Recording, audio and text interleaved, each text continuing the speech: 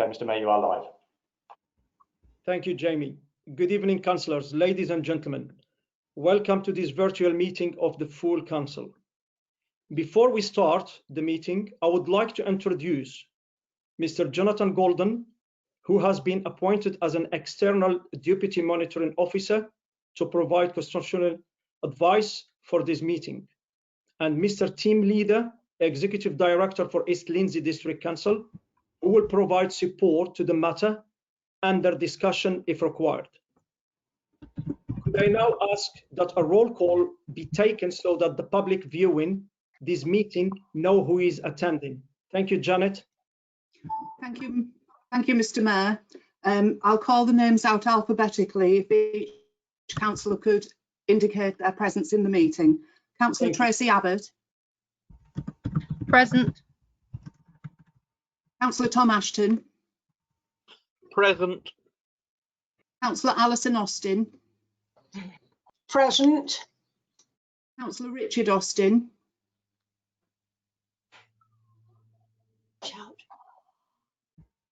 Councillor Richard Austin. Present.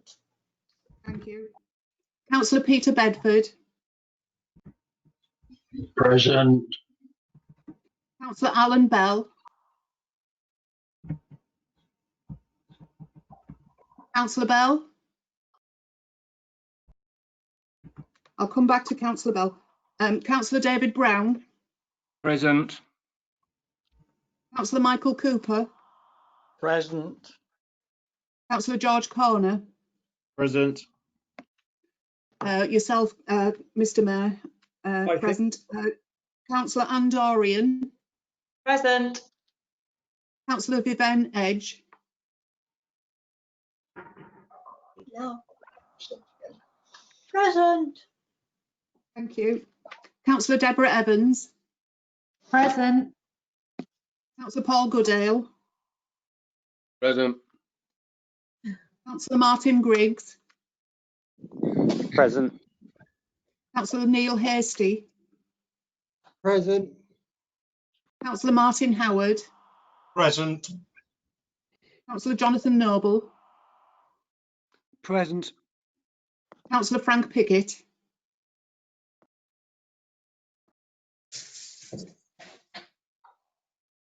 Councillor Pickett. Present. Councillor Brian Rush. Present. Councillor Judith Skinner. Present. Councillor Paul Skinner.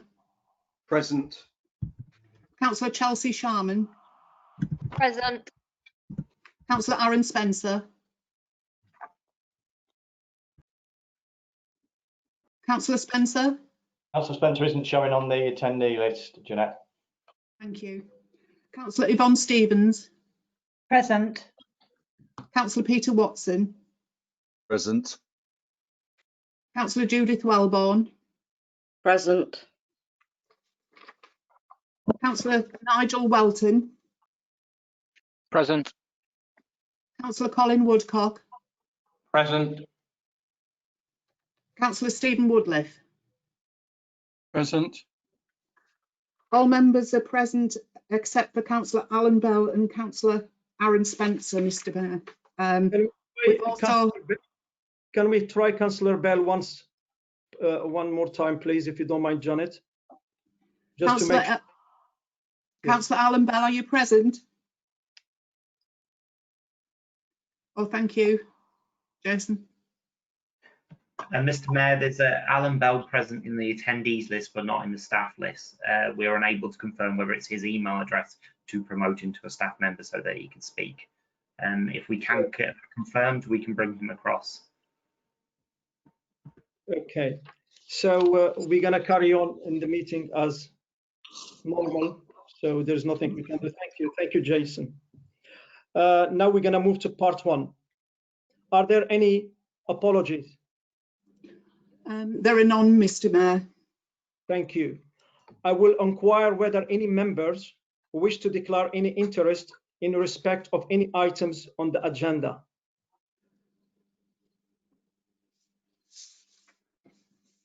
Yes, Councillor Brown.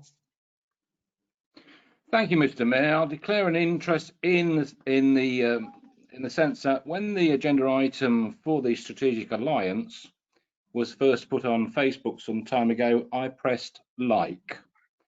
However, having been to all the meetings and read all the paperwork, I can assure the council that I'm here tonight with an open mind. Thank you. Thank you, Councillor Brown. Is there anybody else wishing? If not, then I will move. I will inquire whether any officers. Hello, yes, Karen. I can't hear you, Karen. Microphone. My apologies, Mr. Mayor. Councillor Ashton is wishing to declare an interest. Thank you. Yes, please. Can you bring me Councillor Ashton, please, to the screen?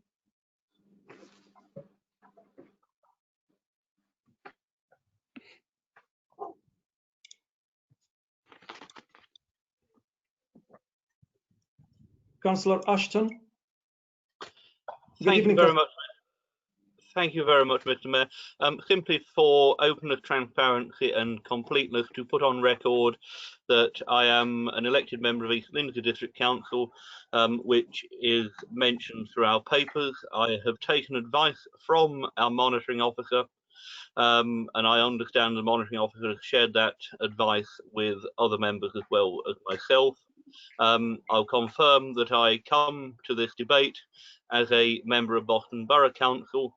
It is as a Boston Borough Councillor representing the Old Leek and Wrangle ward that I approach this matter, and it is as an elected member of this Borough Council that I shall engage in the decisions, and it is the interests of this Borough Council which are entirely in my mind when I come to my conclusions.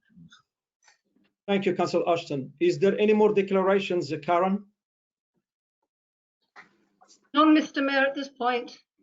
Thank you. I will now inquire whether any officers wish to declare any interest in respect of items on the agenda.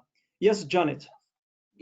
Thank you, Mr. Mayor. The three statutory officers, that is the Chief Executive, the Monitoring Officer and the Section 151 Officer, have declared an interest in the item on the agenda and have confirmed that they have not provided any professional advice in respect of the matters contained in the report.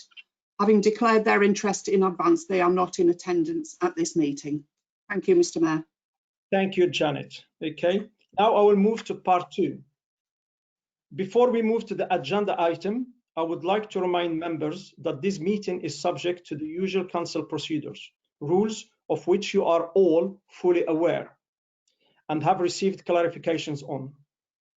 Speeches are limited to 5 minutes, and I will be applying this strictly to ensure that all members who wish to speak have the opportunity to do so. I would also remind you that the only procedure point you may raise are points of order where you believe the Constitution or law has been breached, or a point of personal explanations where you believe your previous comments have been misunderstood. There is no provision within the Constitution for point of information or point of clarification. If you make either of these points, you will be deemed to have started your 5 minutes of speaking time and will not be able to speak again on the motion or amendment under debate. I would also ask members to be respectful of this meeting and each other, as you would if it were being held in the chambers. Please ensure that your microphone is muted at all times, except when you are requested to speak or when voting. To avoid any background noises being broadcast and any unintended comments are not recorded. And that's also applied on the webcam.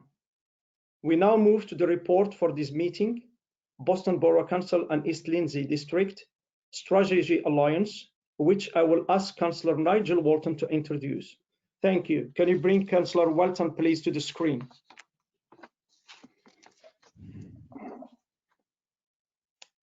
Good evening, Councillor Wharton.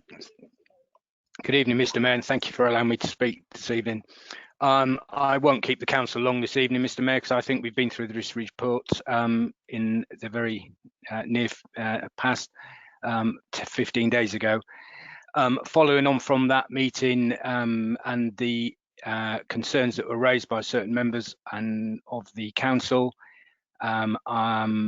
Negotiations were had with Eastland District Council to try and negotiate some amenable amendments to our report that could help Boston Borough Council going forward.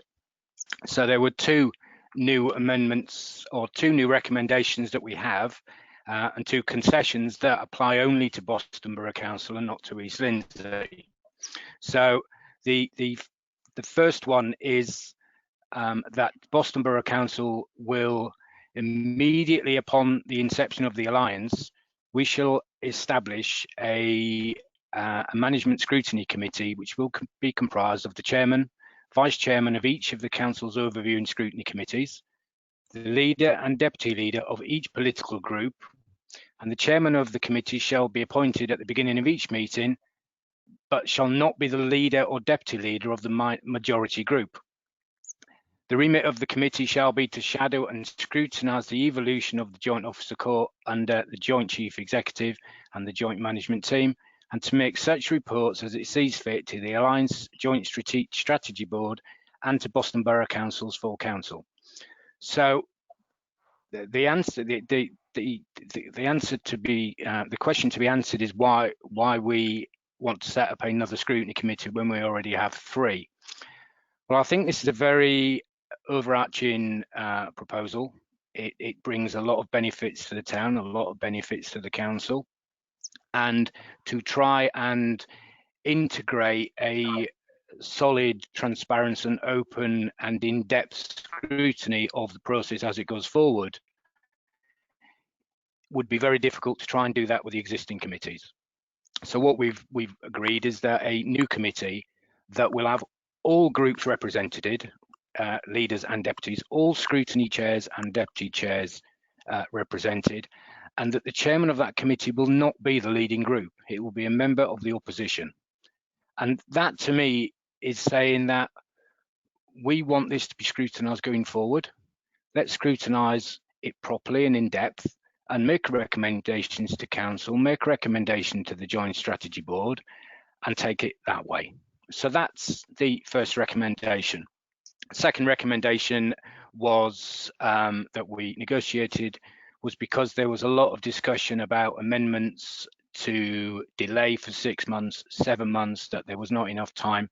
So we've got an exit clause put into the document, which means at 9 months, which is the end of this financial year, 31st of March, this council, if it sees fit, can instigate a veto and give 3 months notice to East Lindsey that this deal's not for us, and we can leave within 3 months notice.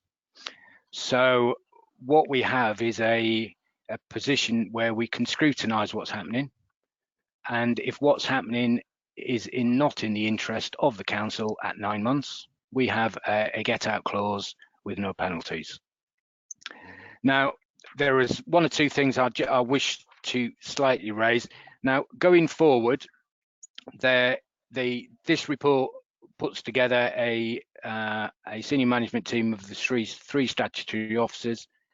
Their initial task will be to do a review of the senior management team. That review then goes to the joint board, and that joint board reports to each council. The next stage for that will be next level down of management, which the joint board will then consult with. It will be consulted joint board and Scrutinize. That's why we've put them in place. And that is how it will work through the whole process. That at each stage, the senior management team will be given clear instructions on what is required for the next stage. That proposal will then be brought back to the joint management board, which will then report back to both councils, which will then make decisions to take forward. Only when both councils have made the decision to move forward, that's when we move forward. And that is all in the document, and it was remiss of me not to mention that last time. So I'm not going to read out the recommendations again. My time is up, I know. Yes. But I would like to formally move that the recommendation to the report number 1 to number 10 are formally moved, Mr. Mayor, and for that I thank you. Wharton, thank you, Councillor Wharton. Do I have a seconder?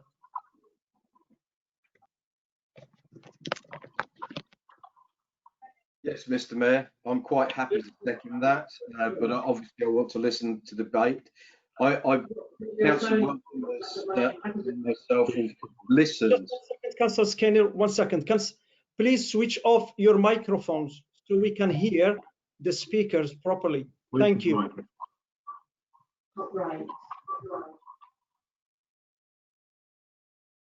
Councillor Woodcock, you have been muted.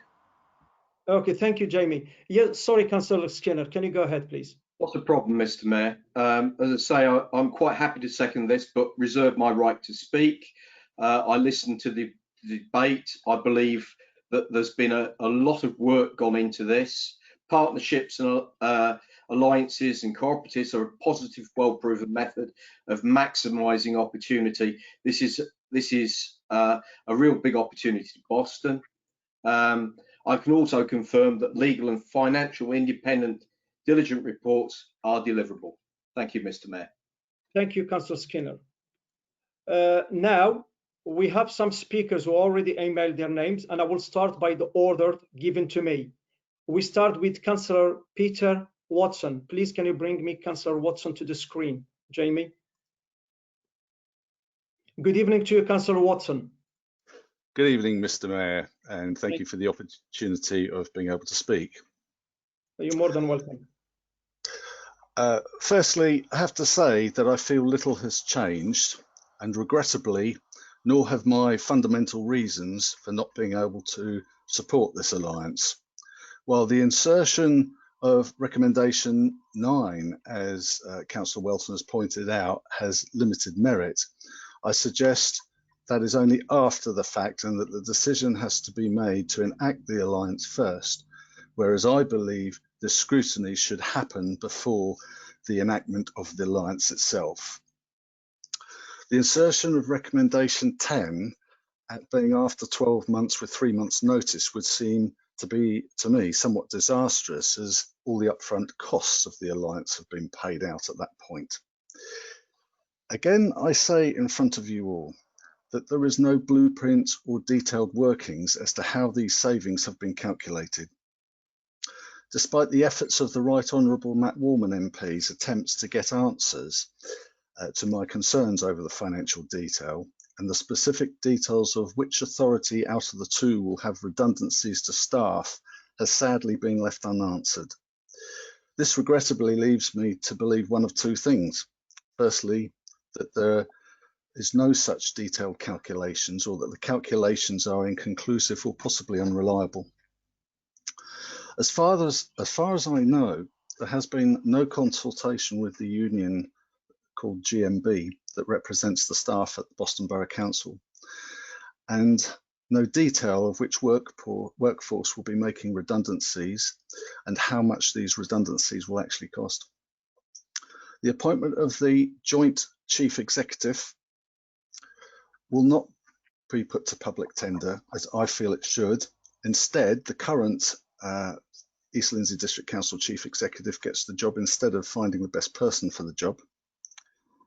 I believe there is, bear with me. What's my place? Where are we?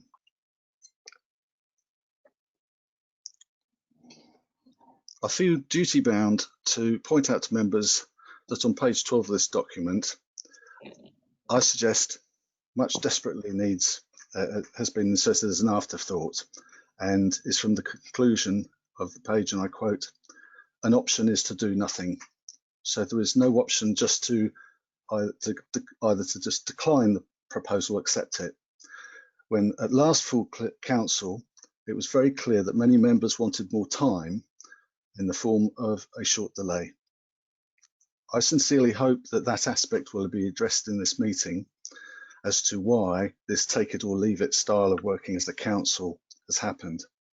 Interestingly, today I found an article which was posted on local social media by a friend regarding how various councillors various authorities are in fear of bankruptcy due to the effects of COVID-19. Quite an interesting read, really, about Birmingham, that in 2016 went through a merger with Coventry, Sandwell and a couple of other authorities that combined Council is now one of the biggest, has the biggest shortfall in the country, I believe to the tune of some 212 million. All I'm pointing out here is biggest is not necessarily best, and the larger they are, the harder they fall. In the conclusion, I have to say that right from the start of this matter that I would like to have seen a proposal that clearly shows workings as to precisely how Boston will benefit and save money. I'm not against the alliance per se. However, again, I can't make this any clearer. What I'm against is being leveraged into voting for something that has not got the detail to make an informed decision. Lastly, I have to say that I'm truly saddened that members of this council were not involved sooner from the start, which was some 18 months or so. Therefore, Mr. Mayor, I would like to propose an amendment to this council as follows. To agree to begin a 7-month consultation period on the strategic alliance with East Lindsey District Council for the purposes set out in the report involving members, staff, scrutiny and all appropriate bodies, and that there be no staff appointments until approved by full council. Thank you, Mr. Mayor. Thank you, Councillor Wharton. So you have the amendment. Can you read for us the amendment again, please, Janet?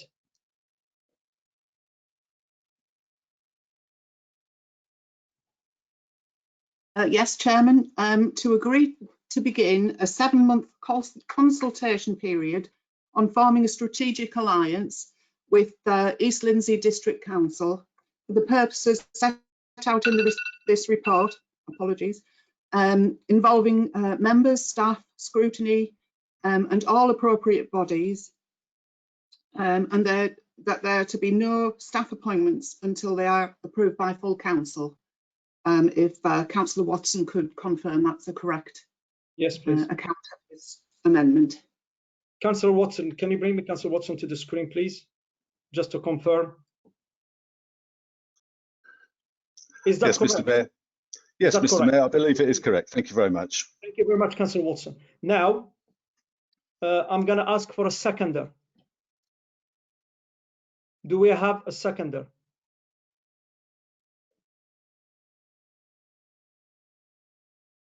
Yes. Is yes. that Alison Austin? Yes, that is correct. Okay. Would you like to see me? Right. Okay. Yes, I got your I got what you say. So you are seconding the amendment. Is that correct? Yes, I would like to second this amendment, but I reserve my right to speak later. Thank you very much. Fine, perfect. All right. Thank you, Councillor. Thank you. Thank you. Now we have a seconder. So, does anybody wish to speak about the amendment?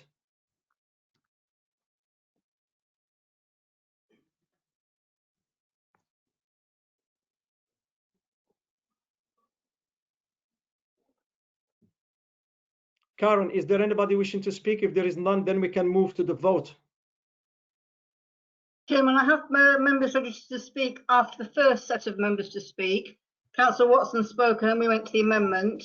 I have 3 members registered, Councillor Austin, Councillor Edge and Councillor Abbott, but that was on the first motion.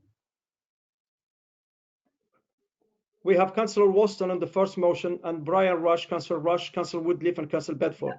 Now we have an amendment. I'm now getting speakers coming through to speak on the amendment.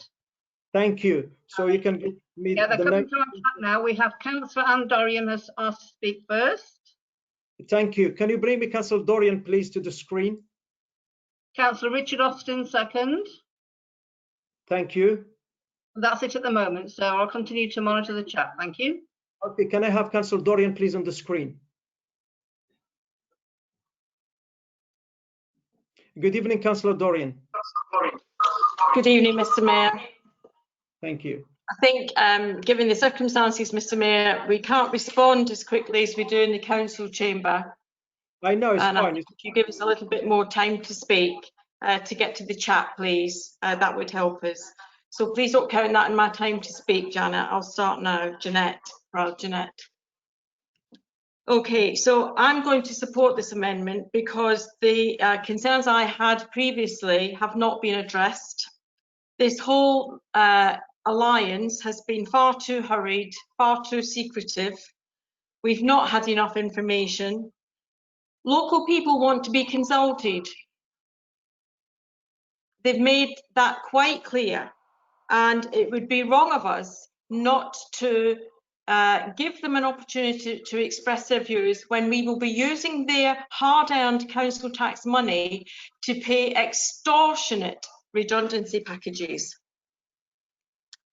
Now, I want to draw council's attention to the legal advice on page, of our document, on page 44.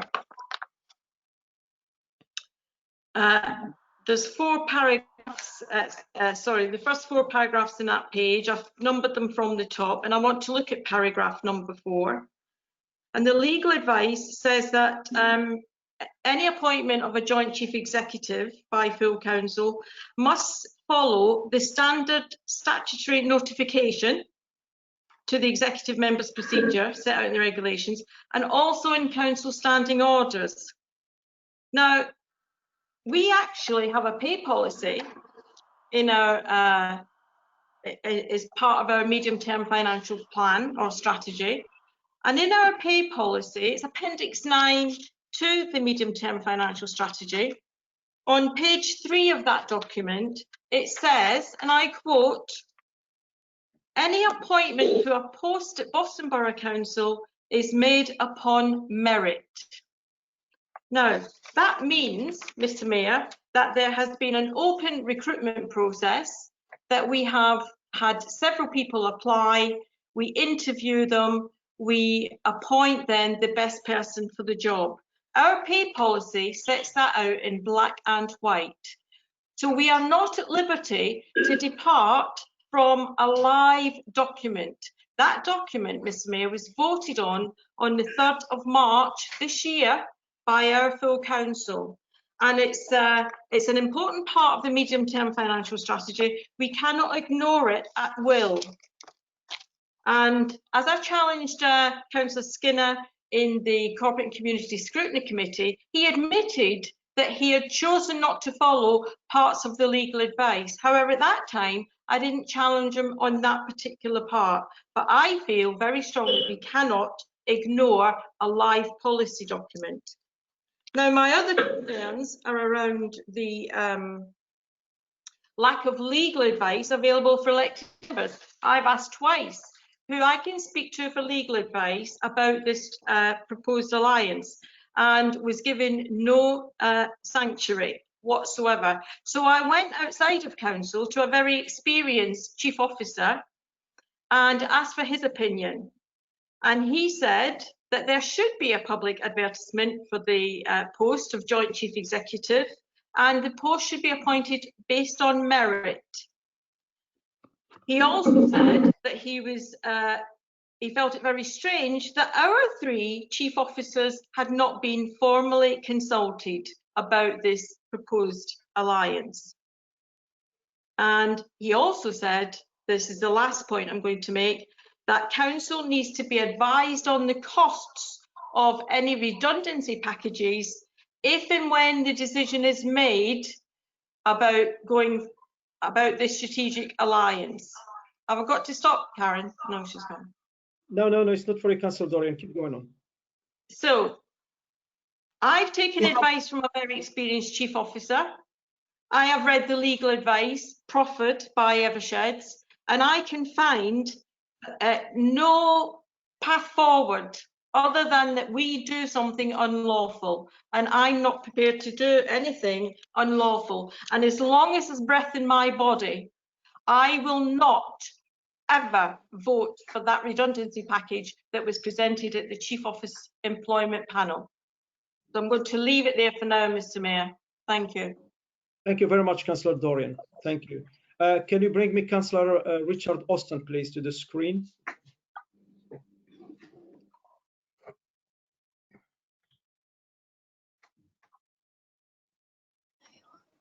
Good evening, Mr. Mayor. Sharing with other councils sometimes works well, but let us be clear, there have been many failures. Also, I have got it on good authority, the forecast savings from these projects are only met on a few occasions. We have good reason to be cautious. This report does not allow us to have a good look over the edge of the cliff before we leap. As I said at the last council meeting, marry in haste, repent at leisure. This is a hurried, rushed report that leaves out so much.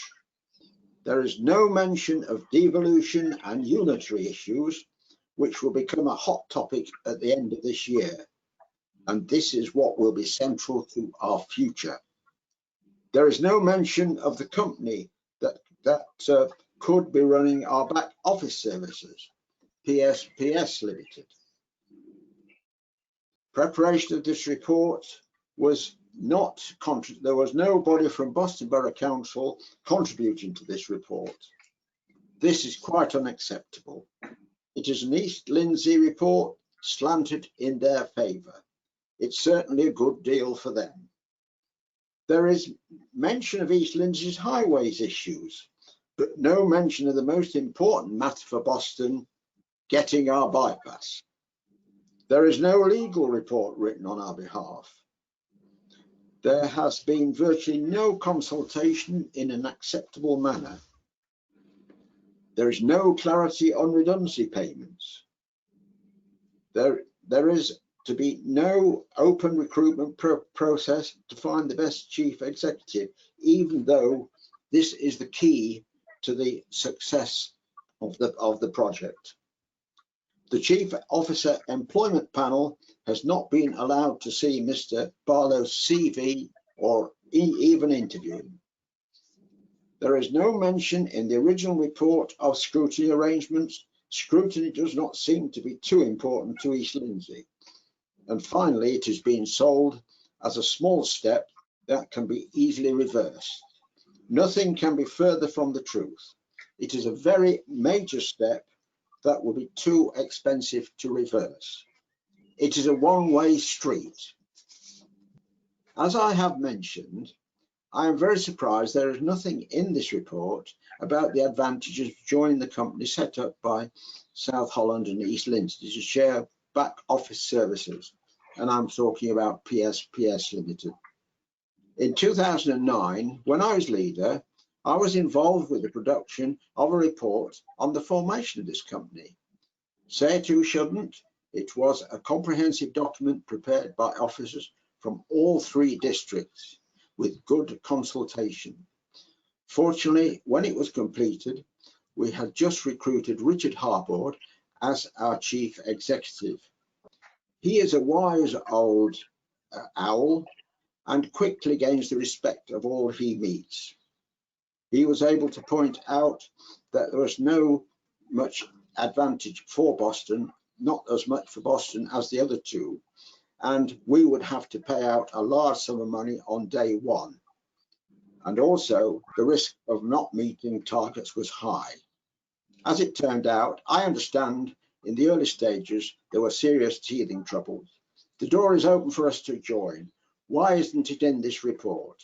No, Mr. Mayor, this report still has all the hallmarks of a shotgun marriage, and I will be supporting the amendment to look at the details more clearly. Thank you, Mr. Mayor. Thank you, Councillor Austin. Karen, yes.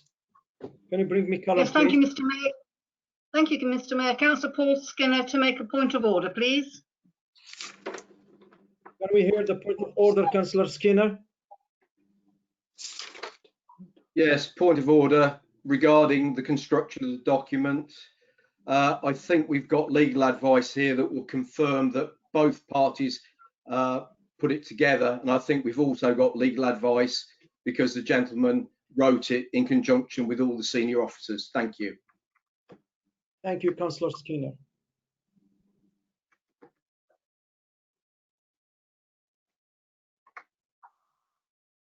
Can I have Karen on the screen, please? Yes.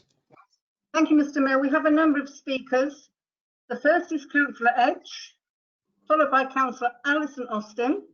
Sorry, Vivian Edge. Councillor Edge. Councillor Edge first, followed by Councillor Alison Austin, then Councillor Stephen Woodliff, followed by Councillor Deborah Evans, followed by Councillor Brian Rush at this point. Thank you, sir. And also Councillor Paul Goodale after Councillor Rush. Thank you. Thank you. Okay, can you get me Councillor Edge on the screen, please?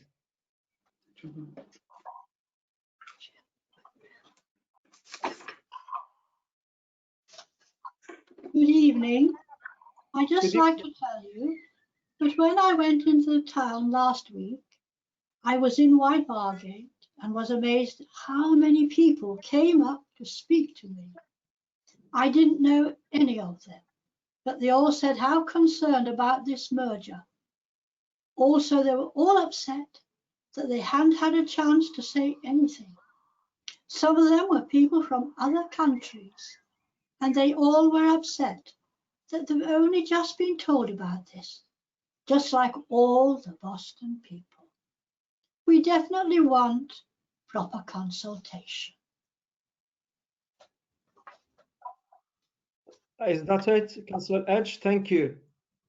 Thank you. Councillor Alison Austin next. Sorry. Councillor Austin, Alison Austin, you stated that you want to speak later because you were seconding the amendment.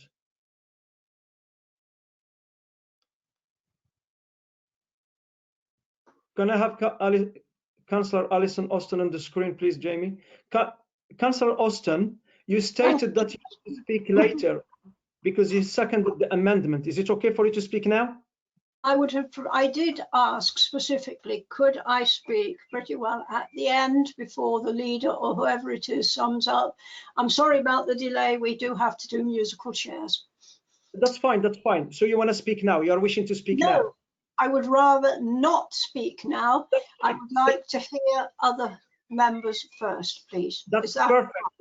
Yes, because I have your name as the last, so that's fine. I will go to Councillor Woodcock, if is that correct? Councillor Woodliff. Woodliff, sorry, Woodliff, yes. Sorry about that. Councillor Woodliff, please, can I have Councillor Woodliff on the screen? Good evening, Councillor Woodliff. I can't hear you, Councillor Woodliff. You have to use the... Now? Can you hear me now? You can hear me. Thank you, Councillor Woodliff. Can you see me? Of course I can see you. Good. Are you wearing a black shirt? Sorry? Are you wearing a black shirt? Good. We look very smart tonight. I must admit, you look very smart. Thank you very much, Councillor Woodliff. Thank you. Right, I've only got a few comments to make, but because most people have made the comments that I have. I mean, the thing really is, why the haste? And this is a very major step. So why are we rushing towards this? And, you know, about 18 months were spent on discussing the background in secret, which we didn't know about. And now we have about, what, 6 weeks to make a decision. And I think really that we do need more time to just think about this. It's a very major step. Now, it may be the best thing for this authority. It may well be the best thing. But there's no harm in just taking your time and looking at what's involved. Because after all, once you make this decision, really, there is no way back. It's although we may talk about leaving, we wouldn't really be able to do that because, of course, we wouldn't have a chief executive at that point. So I don't think it's really practical to think about leaving at, say, 3 months or 6 months. I think that's really practical. The other aspect I was interested about the scrutiny side of things. I don't really see how you can have a scrutiny panel which involves the leaders and the group leaders. Generally, scrutiny is something that's carried out by people who are in the mix on the ordinary side of things. So you can't really, I think, have effective scrutiny if you've got the leaders and the group leaders and all the other people there, because that's not really what it's about. I don't really think in Lincolnshire people understand how scrutiny operates. It's particularly true of the county council. So I'm very concerned about that. There's not much in the way of scrutiny at East Lindsey District Council as far as I can make out. I might be wrong, but from what I can see of it and what people tell me there is that that's not what goes on. So we're quite effective. I mean, we have 3 scrutiny groups at Boston Borough Council, and all 3 do try very hard to scrutinise policies. I think we've got, well, I've got to be careful here. Being the chairman of one scrutiny committee, I can hardly praise myself, can I, Mr. Mayor? It would be inappropriate, wouldn't it? So let's say the other 2 do an excellent job. That's right, isn't it? That's okay. I can get away with that without having to declare an interest.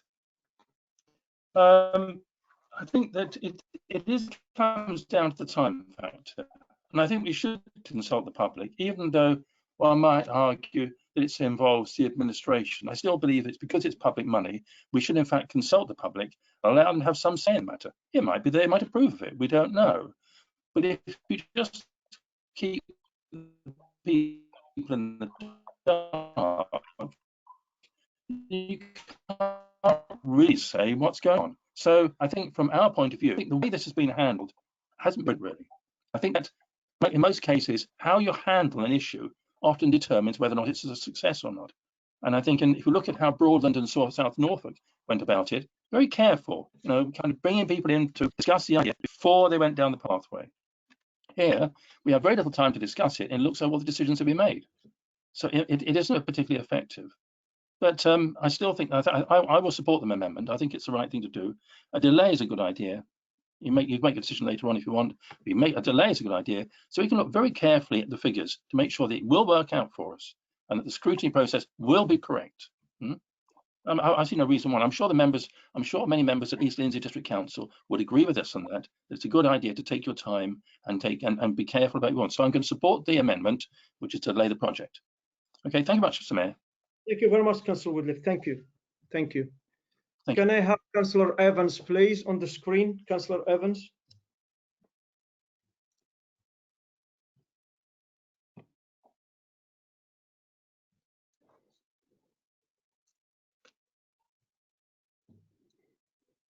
Councillor Evans has been requested to screen. Thank you.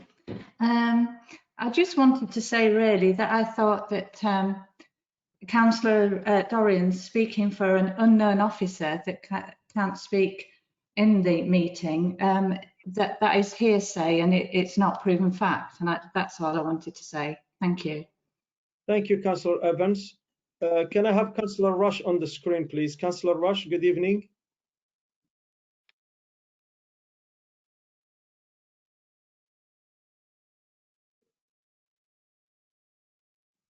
Councillor Rush.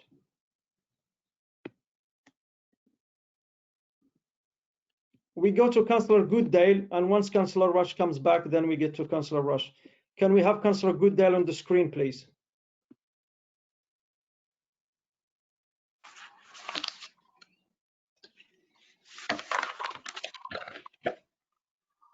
Mr. Mayor. Good evening, Councillor Goodale. Good evening, Mr. Mayor. Like quite a few members, I'm not actually opposed to the idea of an alliance with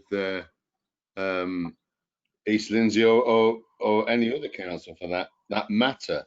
I think the problem we have at present, and members have alluded to it, is a lot of members have a lot of questions that they feel have been or not answered or unanswered. I actually do believe that the future of this council, we will need to look to our neighbours, to share services, so that we can actually run services effectively for our residents. But I don't really understand why the timescale has to be July. I don't really see why July is set in stone, as it were. And really, if this alliance really is such a good deal for Boston and for East Lindsey, then really the amendment, all the amendment will do is we will lose a few months worth of savings, but members will have the benefit of being able to have all their questions answered, and I think that is the key. Because I think an alliance of this magnitude does need to have the support of most, if not all, members of the council. I honestly believe with this amendment, with the extra time to actually for members to actually look at all the options and study the costs and everything else, that we will come down and say and make an informed decision, which I think is the thing that most of us don't feel we can do at the moment. We don't really feel that we can make an informed decision, as a lot of information which members have asked for is not forthcoming.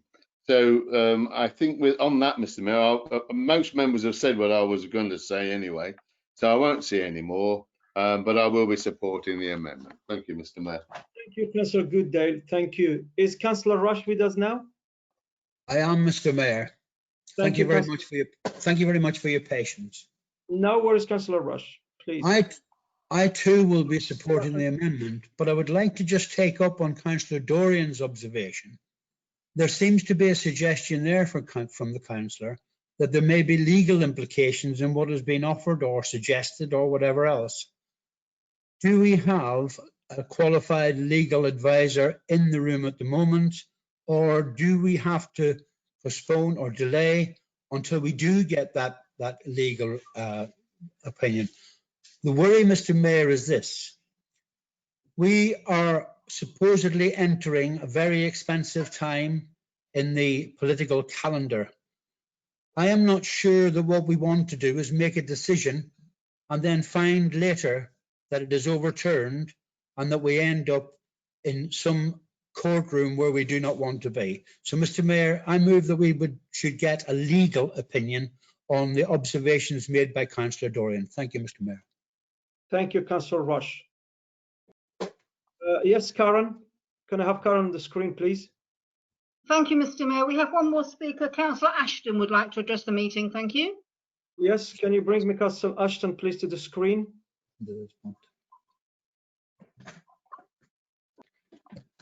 Good evening, Councillor Ashton. Thank you very much, Mr. Mayor. I will speak fairly clearly on the amendment. There are comments which on the motion itself that I will pick up further in debate.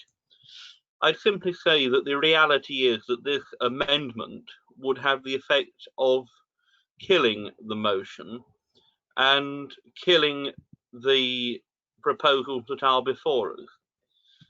Quite simply, with the pace at which changes and discussions are continued in local government, this deal I can't see being around in 6 months' time or 7 months' time, when members have taken their opportunity to scrutinise it. And given the last 6 weeks of intensive scrutiny and intensive conversation, notwithstanding the intensive scrutiny which Councillor Woodliffe's committee subjected us to a little while ago, notwithstanding the substantive scrutiny and debate which we had on the 10th of June. I'm not convinced that kicking this around for another 7 months would shed any more light and give us anything more than the information we already have, which is comprehensive and all that is necessary to make a good and effective decision. Because the motion and articles before us this evening, in their first instance, deal with sharing 3 senior officers between 2 councils, which is precisely what we were doing when I was first elected as a councillor back in 2015. In fact, the 3 individuals which we are discussing in these papers were 3 of those officers which were shared for several years from around 2014-15 onwards. And I'd also say that something that should be able to give us as Boston Borough councillors a degree of confidence that the papers that we have before us are accurate enough for us to make this decision is that on the 10th of June, East Lindsey District Council, and everyone can go and watch the video of it, at the same time as we were debating it at Boston, East Lindsey District Council voted overwhelmingly in favour of this strategic alliance. And as you will see from our papers, specifically page 41, which deals with the costings of this, Eastland District Council has far greater sums at risk, a far greater percentage risk in this arrangement. And I think that speaks volumes.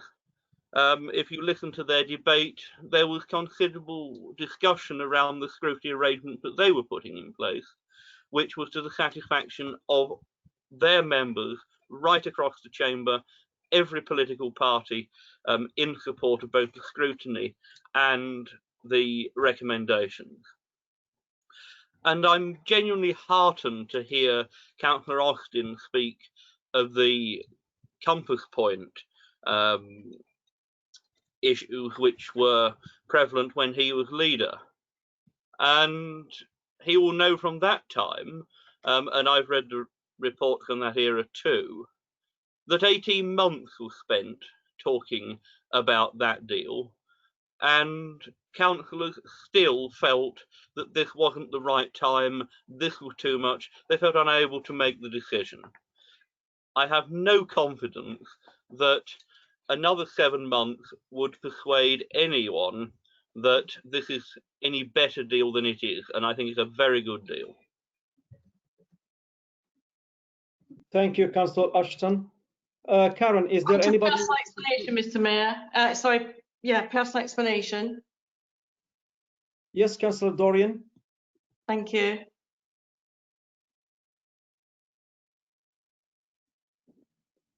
Thank you, Mr. Mayor.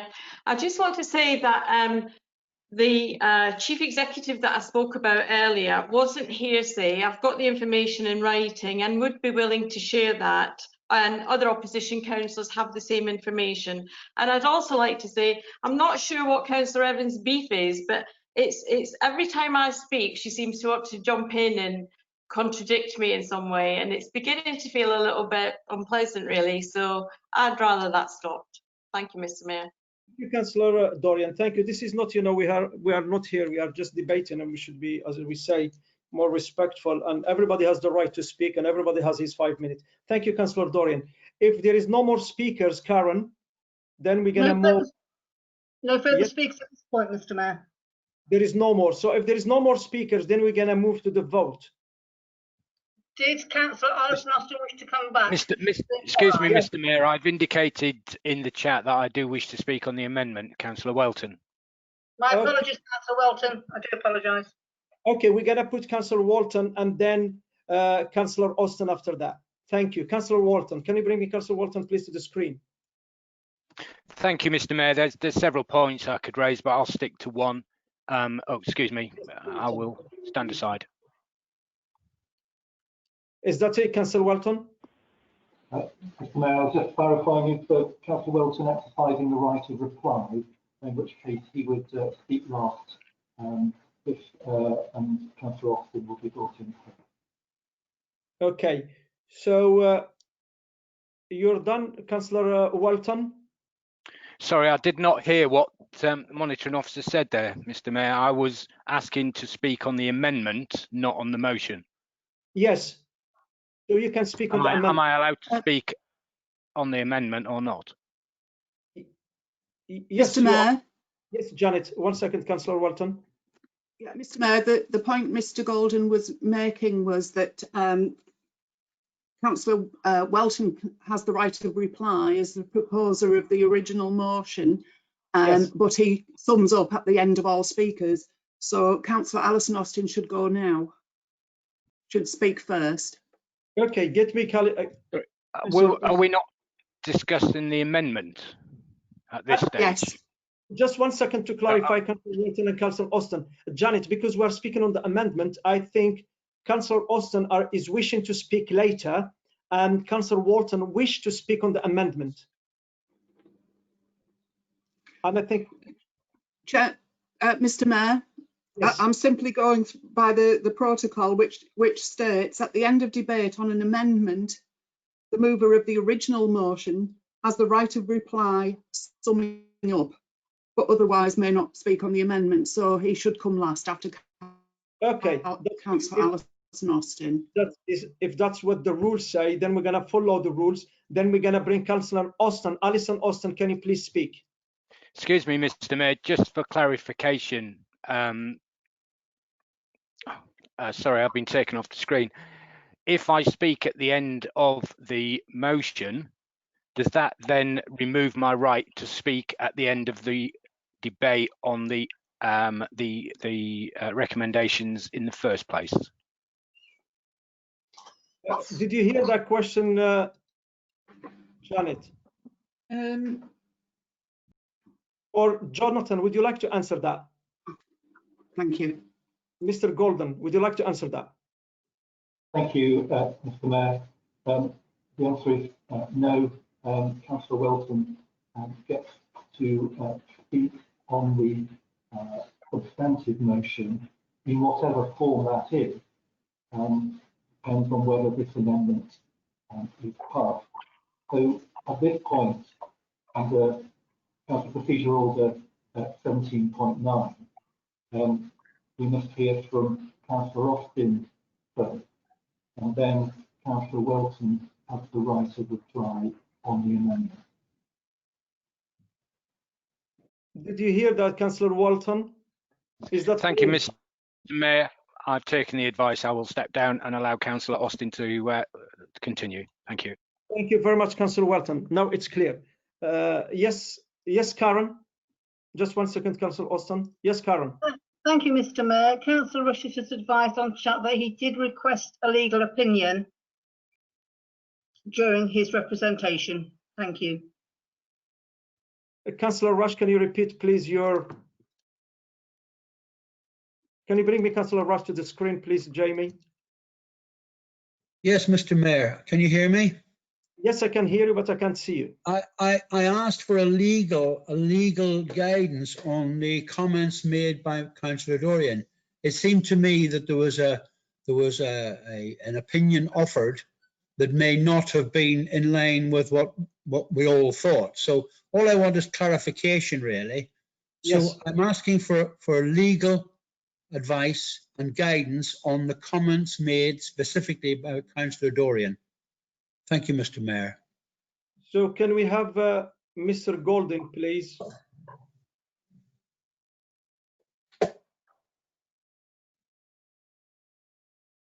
Have you heard the question? Yes, Karen.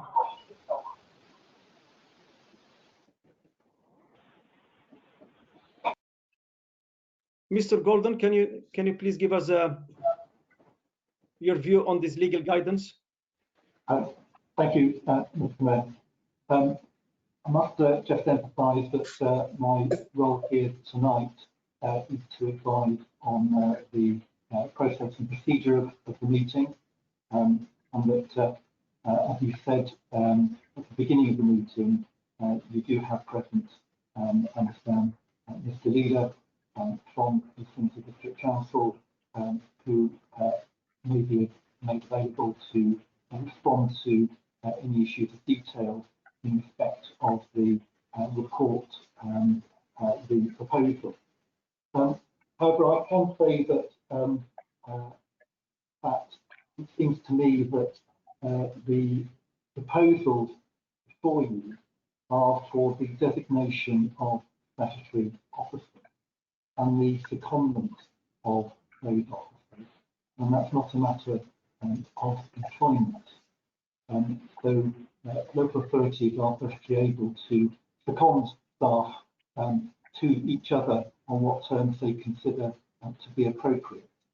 But I must emphasise that's my general observation, and I'm not giving advice specifically on the proposals before you. Thank you, Mr. Golding. Councillor Rush, are you satisfied with the answer? Mr. Mayor, I'm afraid not. I hate to say. I'm not appearing on the screen. I hope you can hear me. Yeah, I do hear you. Just keep going. I've come on the screen now. Yes, I don't see what the point is really in councillors being gathered in a room really where legal questions are bound to arise, and especially on emotive issues like this, we are duty bound to make sure that what we do is legal and within the law. We cannot consider things unless we're sure that what we're doing is correct. I really do insist that we have a legal opinion, one that we can rely on the question that was put. Thank you, Mr. Mayor. Thank you. Yes, Karen. Just so we have one more speaker asking to address the meeting, Mr. Mayor, if you'd like to take that speaker prior to Councillor Austin. Yes, who is that? It's Councillor Hasty. Thank you, sir. Okay, can you put for me Councillor Hasty, please, on the screen?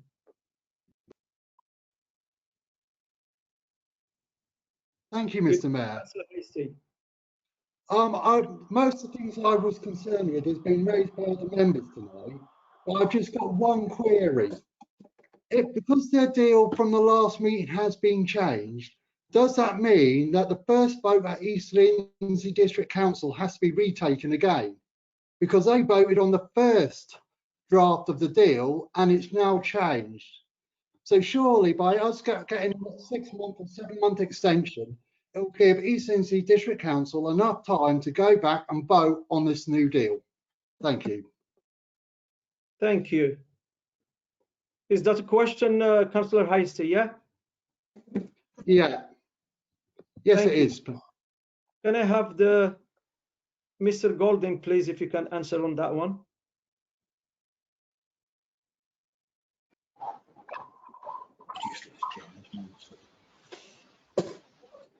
Mr. Mayor, I think that Councillor Welton may be able to address that particular point in his right of reply.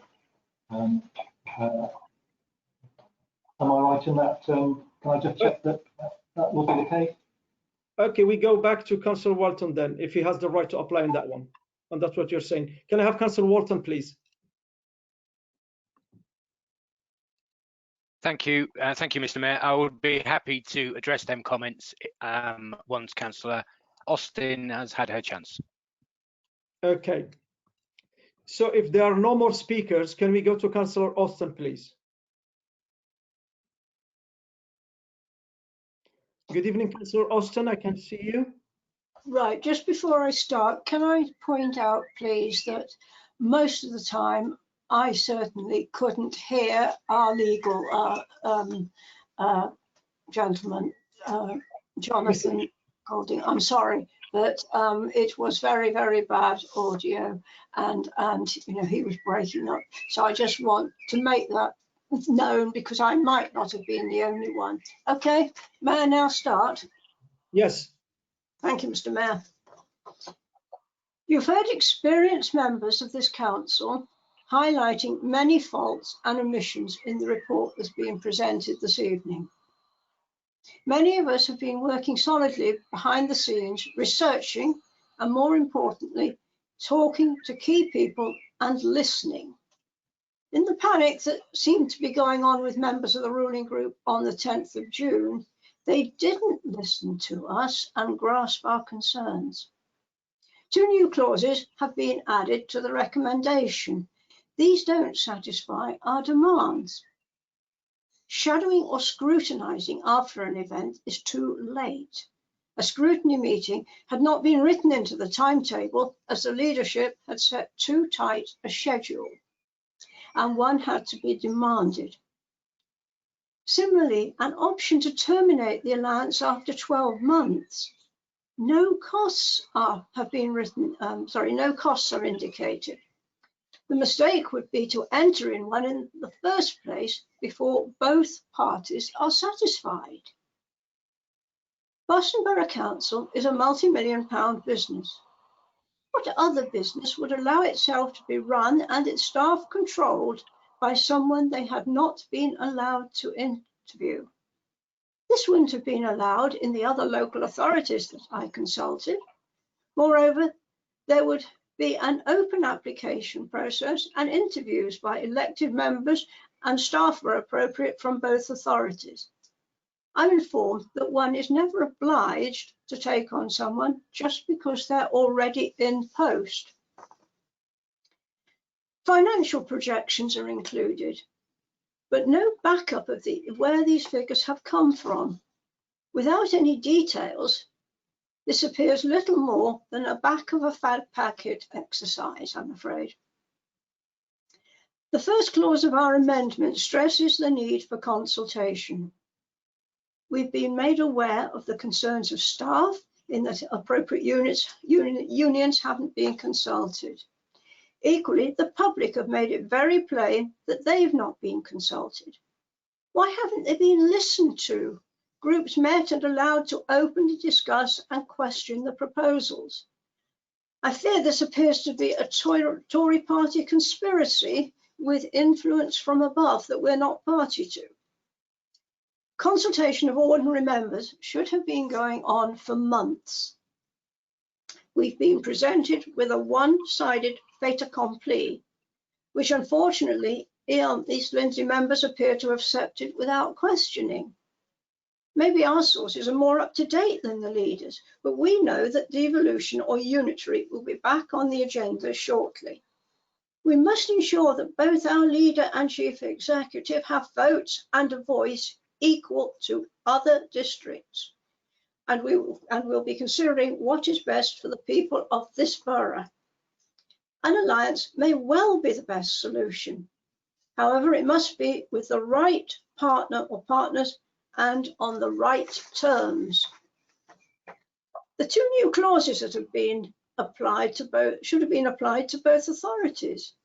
If East Lindsey don't see the need for scrutiny, then clause 9 is a waste of time.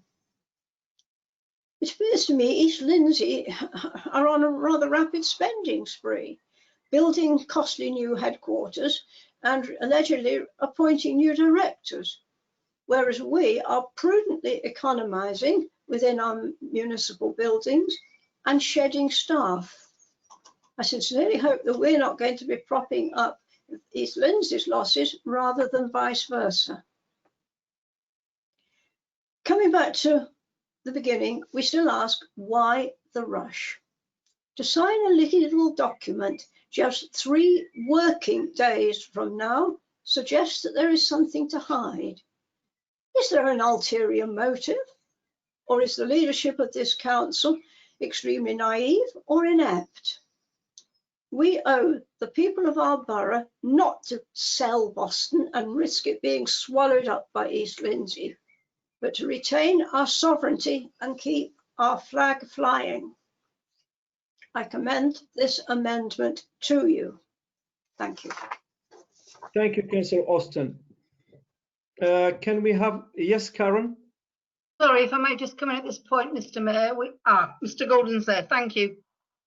Mr. Golden.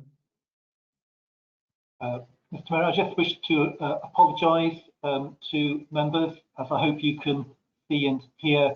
I am speaking closer to the microphone, and I hope that members can hear me a little easier.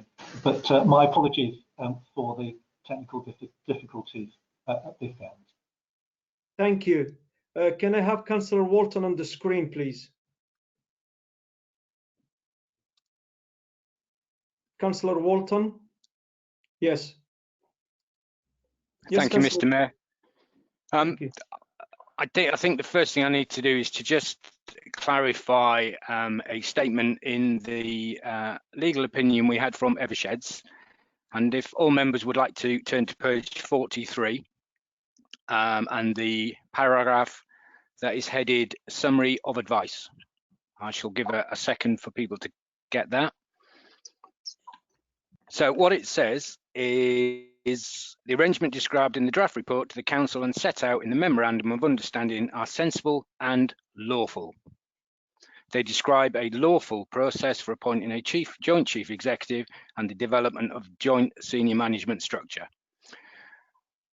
And I think from that answers Councillor Rush's question of this isn't lawful. Can we have lawful opinion? Sorry. We have it in black and white. It's in the report, page 43, summary of advice. Councillor Hastie, these 2 new recommendations are unique to Boston, and therefore the document that East Lindsey does not need to change their report. However, I do understand that they are going to have an extraordinary meeting to change the MOA to reflect the 2 changes, which only reflect Boston Borough Council and not East Lindsey District. And there's just one point I was going to make prior to the other 2 about an amendment. Any delay in amendment on this process will effectively stop the process from happening. So an amendment that talks about 7-month consultation with ELDC and members and scrutiny, etc., would not go ahead. And I'll explain why. I received an email this morning which backs up the discussions I've had with ELDC over the last 2 weeks. But ELDC have said, for clarity and information, as we will not be able to consider any further amendments or alterations to any part of the report or supporting documents. The report in front of us says that this alliance starts on the 1st of July. Any delay past the 1st of July means that the whole alliance is null and void and will not be going forward. East Lindsey District Council have confirmed that in an email to me that says if we change any document, make any alterations to the agreed report, as they have already agreed it in their council, they've already made concessions that are unique to us. No further movement will be made forward after if this amendment, if this amendment is passed, then this report ends immediately. Thank you, Mr. Mayor. Thank you, Councillor Wharton. Yes, Karen? Thank you, Mr. Mayor. Point of order from Councillor Peter Watson. And could Mr. Golden please check his chat? A member is trying to contact him. Thank you. Yes, Councillor Watson, what's your point of order? Thank you, Mr. Mayor. I'd just like to ask Councillor Welton and point out that the page 43 that Councillor Welton refers to is a letter addressed to Timothy Leader, East Lindsey District Council, and that is from Eversheds Sutherland International. If this legal advice is addressed to East Lindsey District Council, does that, what I'm saying is, I don't think this covers Boston Borough Council. That's really what I'm saying. If that maybe Councillor Welton would like to clarify this for us. Thank you very much. Thank you, Councillor Watson. Would you like to come on, Councillor Walton, and clarify that one for us, if you can, please? Well, first of all, just clarify the constitution of the committee of the council, Mr. Mayor. This isn't a question and answer session, but I am more than happy on this legal point to clarify. This legal opinion does not benefit one council against the other. It is a legal opinion based on the draft report. And as the draft report is exactly the same, on the 10th of June, the exact same report went to East Lindsey District Council and Boston Borough Council. It is either legal or lawful or it is not. Eversheds say that that report is lawful. Our monitoring officer has looked at it, and if it was not lawful, our monitoring officer would have raised that. She may be restricted in parts of the process that regard her role as a monitoring officer in the new report, but she's still our monitoring officer in the regard of processes, lawfulness, legality and procedures. And if there was any issue at all regarding the lawfulness of this report, then it would have been flagged immediately to the leader of this council and to yourself, Mr. Mayor, and to myself as the mover of this report. So I am 100% confident of the lawfulness of the report that is in front of members today. And I will reserve now to not answer any more questions, but will answer all questions that I deem relevant when I sum up at the end of the debate. Thank you, Mr. Mayor. Thank you, Councillor Wharton, for the clarification. Thank you. Yes, Karen? My apologies, Mr. Mayor. Councillor Dorian has contacted the monitoring officer who has referred her to speak to Councillor Welton for Councillor Welton to give the answer. She's asked a question of the monitoring officer and he's referred her to speak to Councillor Welton. Well, this is not a session of questions and answers. This is we have to talk about the amendment. Otherwise, we're going to be just, going in pear shape. Just relaying the information to you, Mr. Mayor. Thank you very much indeed. Thank you very much. Thank you. If there is no more speakers, Karen, is there any more? Mr. Mayor, how do we get legal advice then? I've asked the monitoring officer in the chat for legal advice. How do I get it otherwise? I thought that's what he was here for.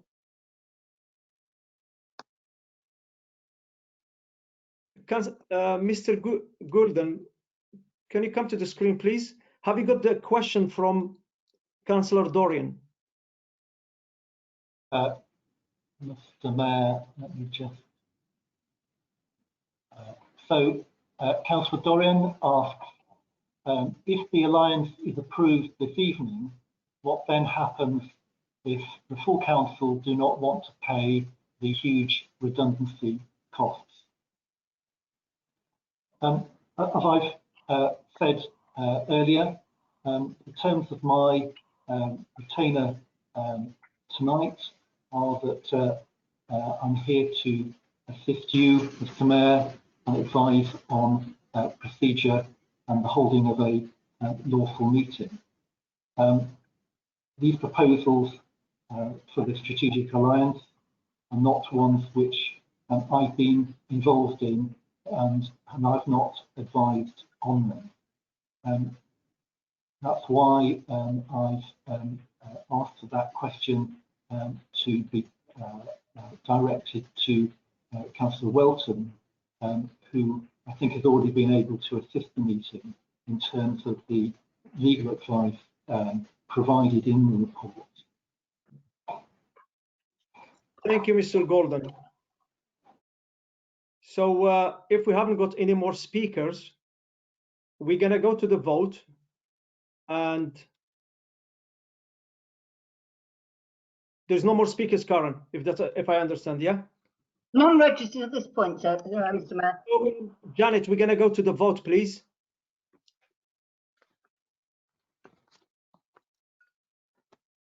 Thank you, Mr. Mayor. So this is the vote on the amendment, which is to agree to begin a 7-month consultation period on forming a strategic alliance with Eastland District Council for the purposes set out in this report, involving elected members, staff, scrutiny and all appropriate bodies, and that there are to be no staff appointments until they are approved by full council. It's been proposed and seconded. I'll call out councillors' names in alphabetical order.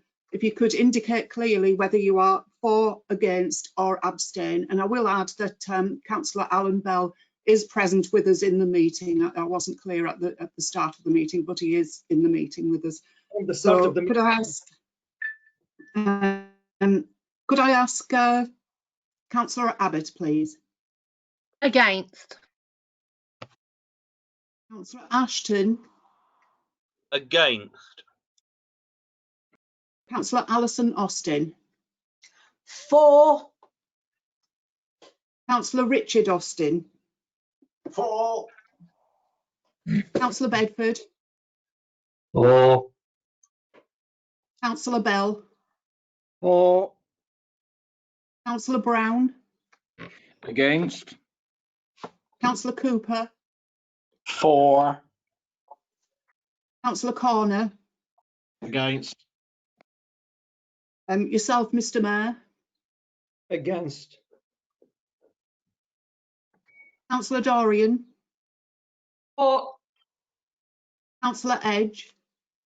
For. Councillor Evans. Against. Councillor Goodale. For. Councillor Griggs. Against. Councillor Hasty. For. Councillor Howard. Against. Councillor Noble. Against. Councillor Pickett. Against. Councillor Rush. For. Councillor Judith Skinner.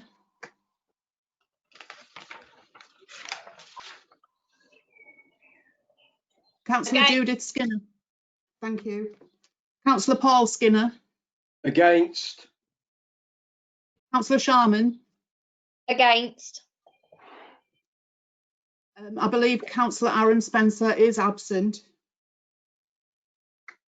Councillor Stevens. Against. Councillor Watson. For. Councillor Wellborn. For. Councillor Welton. For. Sorry, I'm against. Against. 100% against.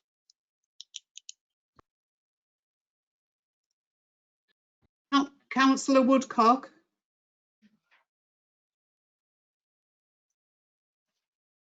Councillor Woodcock.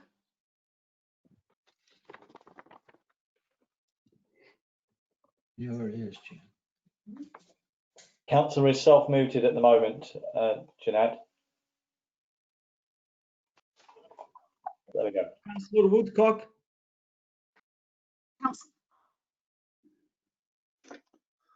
Councillor Stephen Woodliffe.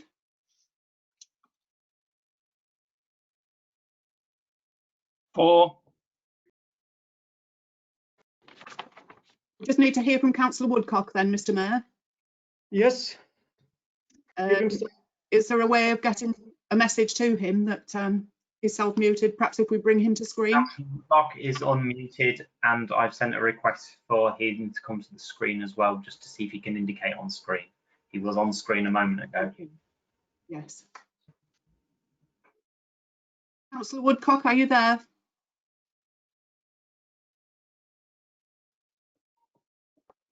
For Woodcock. Thank you.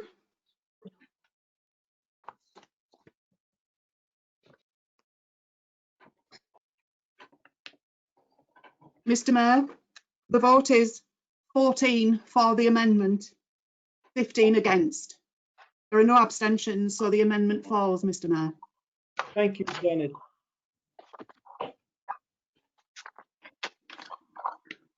We need to go back to the original motion. Yes, and then we have to ask Councillor Wilson to sum up. Yeah.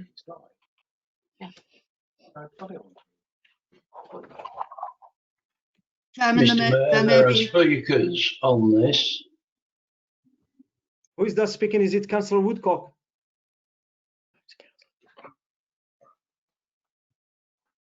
That was Councillor Bedford. Councillor Bedford. Mr. Mayor, there are speakers listed on the original motion. Peter Watson, Brian Rush, Stephen Woodliffe, yes, and myself. I totally agree with you, Mr. Bedford. Councillor Watson has spoken. Now we're going to go to Councillor Rush. Can you get me Councillor Rush on the? Thank you, Mr. Mayor. Thank you. Thank you, Mr. Mayor, and thanks to Councillor Bedford for being so astute in picking that one up. Councillors, ladies and gentlemen of Boston Borough, let me say at the outset, this proposal is not for us. As we sit here tonight, we're being asked to support an alliance which I do not think our leaders are equipped to organise.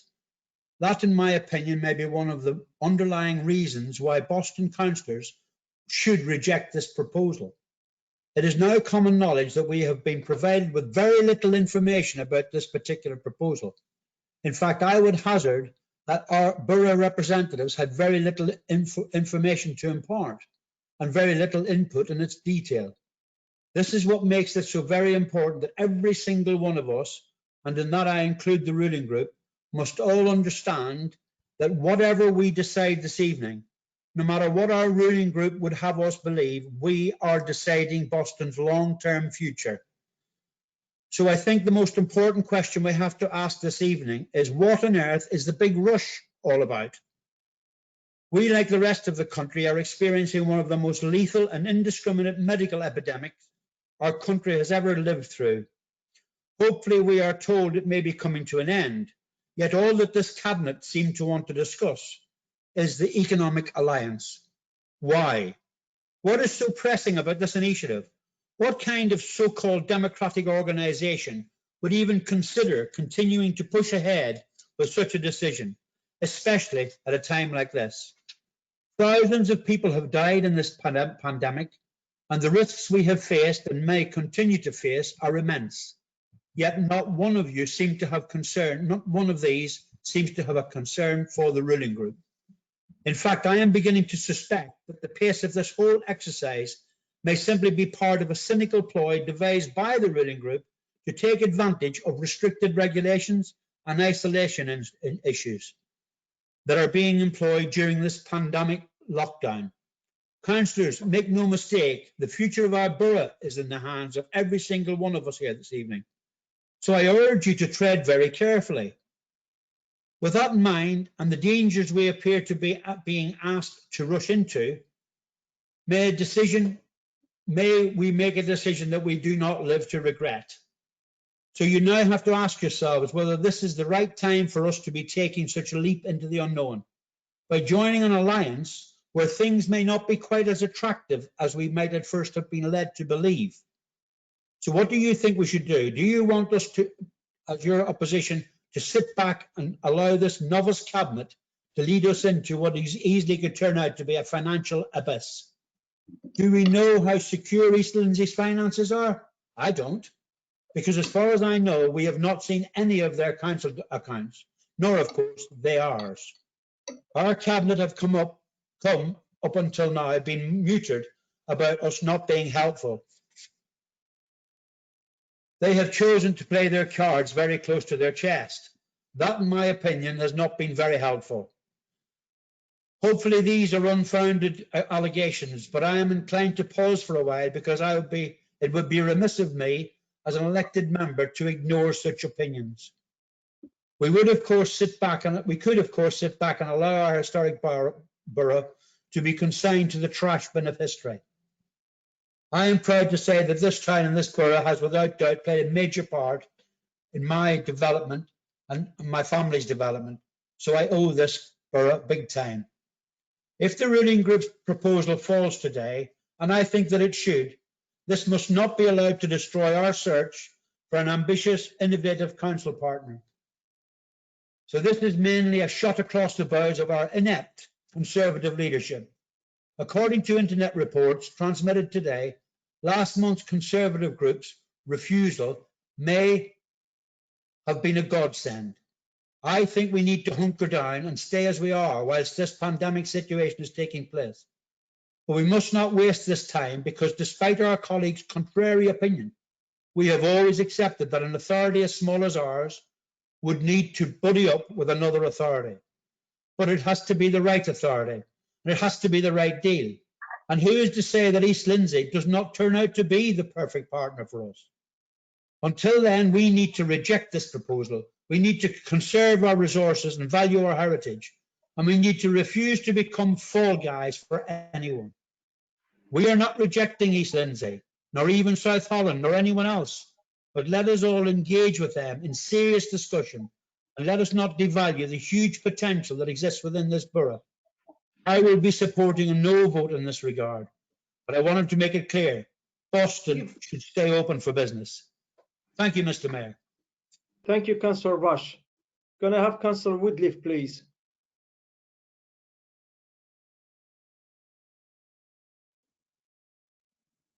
Good evening, Councillor Woodliff. I can't hear you, Councillor Woodliff. Your microphone is muted. Can you hear me now? Yes. And you can see me? Of course. Of course. Thank you, Mr. Mayor. You're welcome. Well, I have prepared some notes. I think it's easy to do that. The question is, well, what do we have here? These revised proposals are hardly different from the previous set. I am concerned about the side of the scrutiny side of things because really you can't have the executive and leadership actually scrutinizing themselves. Essentially, scrutiny only to be carried out by people who are not a part of the leadership. It's people who are independent. And people are prepared to criticize those in charge if necessary without fear or favour. So scrutiny is really a serious issue inside Lincolnshire, I think. And we'll take note really of what's written in the public standards report on this, particularly in relation to Northampton District Council, Northamptonshire County Council rather. Now, what do we know about the proposed alliance? Well, we don't know a great deal, but we do know that it's been 7 clandestine meetings, which there are no notes or minutes. We know who attended and when they occurred and when the meetings took place, but that's all we know. We don't really know anything else about what went on. So what was discussed and who spoke? Well, we can't say, can we? I don't think it's reasonable to expect members to approve such a major change without the proposers being open and transparent and allowing time to consider all aspects and options. Each organisation has its own codes of conduct for staff. That's a very serious issue because there are significant differences between East Lindsey District Council and Boston Borough Council over codes of conduct. And we need to be careful about this because you'll have one administration which code of conduct will apply. That's the problem. That's not been addressed at all. The legal team appointed by, I think probably is ELDC, to support the proposals, have pointed out that detailed, timely, and sensitive consultation with staff is highly recommended. But this process is so rushed and rather shadowy that we really can't say that criteria has been met. We need to consider the welfare of the staff in this, and this has happened very fast, doesn't it? Now, turning to the chief executive's role, the chief executive role in any council is the key appointment. And in an independent council like ours, chief executive is answerable directly for council for every aspect of council business. But if this alliance is approved, the chief executive will no longer be answerable to our council, but only to his employer. That's the ELDC. Is it not clear? It's not clear that one of the key points in all of this centres on who employs the proposed chief exec. And as it's intended that Lindsay will employ the chief exec, Boston will have no control over the employment of that person, and thus Boston will cease to be an independent unprecedented with appoint or remove staff. We've just got to read ELDC's constitution. The power of the chief exec is enormous. It's far greater than the Boston Borough Council. Now, obviously, we have had no chance to interview the proposed chief exec. We haven't seen his CV. We don't know how well he's qualified for the job. It's going to be a very demanding job. This is a major appointment. It's very, very demanding. So do we know that person has the physical strength, because and mental strength, because it's going to be very demanding? Do we know that person has got those type of qualifications? Will he have the type of far-reaching leadership and imagination to make something of this alliance? Well, we don't know, do we? I'd thought the position should be advertised nationally. If you look at most other alliances around the country, and I've looked at them, Havering and Newham, I've mentioned that one before to people, and others, particularly Havering and Newham. I spent some time talking to councillors on that particular on Havering Council. So I understand how they went about it, and they took 7 years to actually make the thing work. They spent a long time talking about what they wanted to do. Now, we're not doing very much talking about what we want to do because we seem to have made up our minds. They were very careful. Now, the Havering and Newham joint alliance has been very successful, and a third London borough is lining up to join it. But you see, the thing is, they've taken their time over it. Now, we're not going to take our time over anything, are we?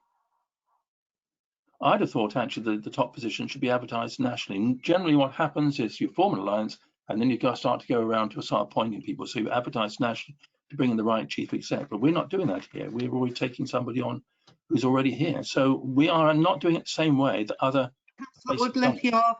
Your 5 minutes is up, I'm afraid. Okay, thanks very much. Thank you, Mr. Mayor. Jamie, can you bring me Councillor Bedford, please, to the screen? Councillor Bedford. Yes, good evening, Mr. Mayor. Thank you for allowing me to speak.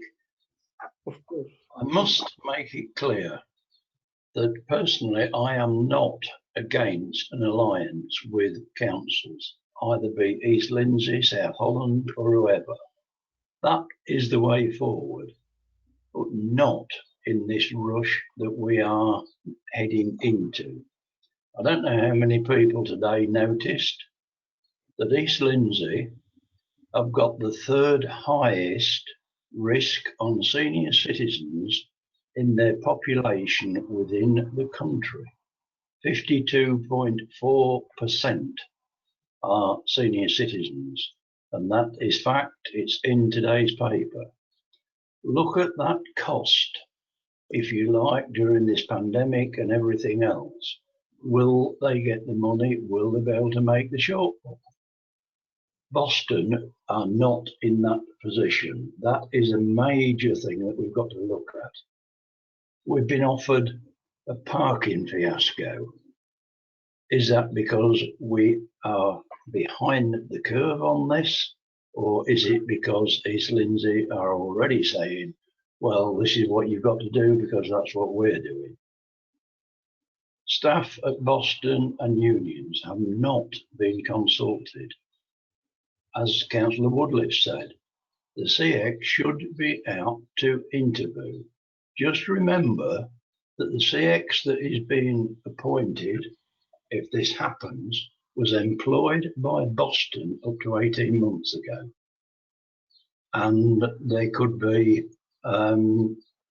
costs involved in when he left. If he left with a package, does he have to repay it? That's the sort of thing the man in the street wants to know. I've talked to other leaders and I've talked to other chief executives, and they are all saying, you are rushing it. It's too fast. Councillor Wharton 2 weeks ago said if they lost the vote on that night, the deal was dead. Well, obviously it wasn't. He's saying the same tonight, and so are Councillor Ashton. So who do we believe? You know, I mean, all we're asking for is the fact that it is looked into properly. And my other thing will be, if after 9 months this hasn't worked and we have not hit the savings that is in the targets, and I do not include deleted jobs in that, I actually mean savings, then does that mean that we are allowed to walk away from it? Thank you very much, Mr. Mayor. Thank you, Councillor Bedford. Yes, Karen. I don't hear you, Karen. I cannot hear you. My apologies, sir. We have 2 more members now registered to speak. Councillor Austin doesn't want to speak on this item, neither does Councillor Edge. So we will take Councillor Tracy Abbott, please, sir, and then Councillor Alison Austin. Thank you. And could I ask Mr. Gordon to check his email, please? His chat, sorry. So we have Councillor. Yes, Mr. Gordon. Mr. Mayor, and my apologies for my lack of familiarity with the particular platform that Council is using for the meeting. There are a number of remote meeting platforms, and they all vary slightly. So no disrespect to Councillor Dorian, but I have been a little slow to respond to her questions to me. With your permission, Mr. Mayor, I think it's helpful that I share Councillor Dorian's question to me and my answer, because I think that would be of assistance to members. Councillor Dorian has asked me that she points out that the Memorandum of Understanding does not include the additional paragraph 8 and 9, which have been added to the recommendation for tonight's meeting. My response has been that the Memorandum of Understanding is described in paragraph 1 of the recommendations as a draft, and that I've been provided with an email to Councillor Skinner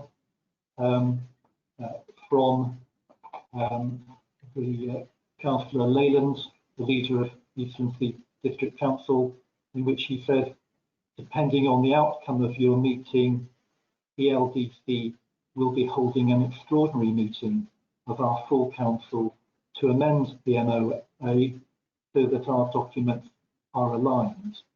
We are pleased to support an amendment that helps Boston Council deliver an ambitious and worthy project. I just hope that's of assistance to members, that my understanding is that the Memorandum of Understanding would indeed be amended to reflect the additional recommendation put in this report to you tonight. Thank you, Mr. Golden. Do we have any more speakers, Karen? Yes, you mentioned there is some more speakers. We do, thank you, Mr. Mayor. We have Councillor Tracy Abbott first, followed by Councillor Alison Austin.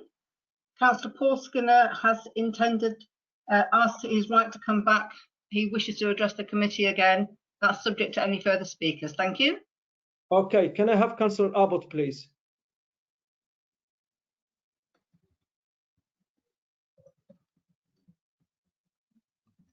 Good evening, Councillor Abbott. Good evening, Mr. Mayor. This evening, once again, we are here to consider the possible strategic alliance between Boston Borough Council and East Lindsey District Council. I personally believe, whilst there may be teething problems, the amendments made to the original proposal make this an even more viable project. Over the years, there have been some very successful alliances formed. For example, in 1949, the North Atlantic Treaty Organisation was set up. Initially, the members had several disagreements regarding the contributions each party were to invest in the alliance. But to this day, NATO is still a very strong alliance despite various disagreements along the way. A more recent alliance, proven just as successful, without the vision of the executives of Starbucks, Noble and Barnes, we would not have the successful template for the combination of coffee shops in bookshops. The point I'm making is that alliances can do well and do work well.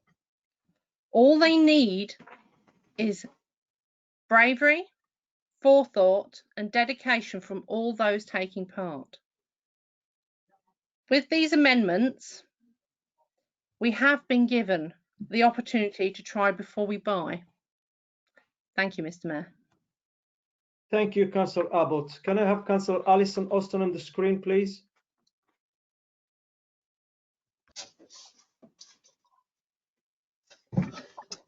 Thank you, Mr. Mayor. Thank you for allowing me to come back.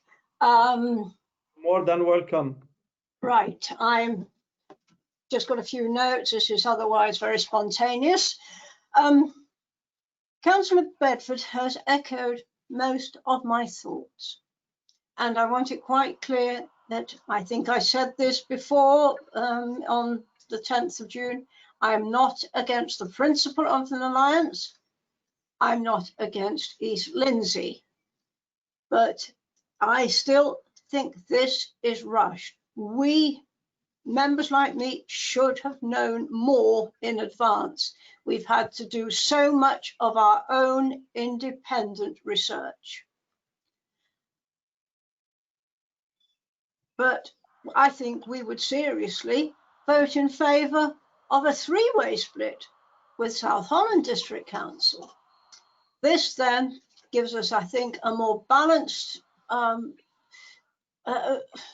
I say, more stable, perhaps, relationship. I know this is not a part of this agreement, but South Holland is our route to the capital, to London, to a better train service.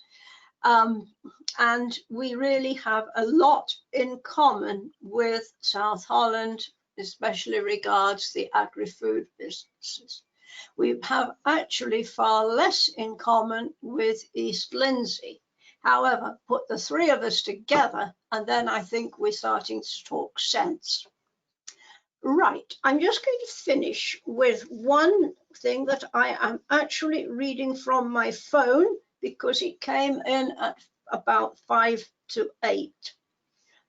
For your information, the parishes of Wibberton and Frampton have embarked upon at 8 p.m.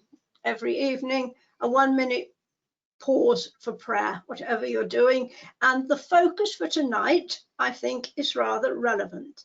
Tonight's focus is the government, our local MP, councillors, and service workers.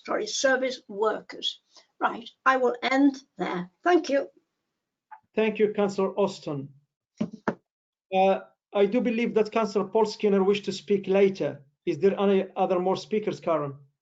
There are. Thank you, Mr. Mayor. Councillor Paul Goodale and then Councillor Jonathan Noble at this point. Thank you, sir. Okay, can I have Councillor Goodale, please, on the screen?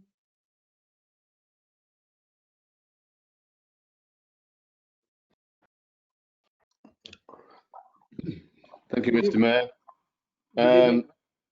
Thank you.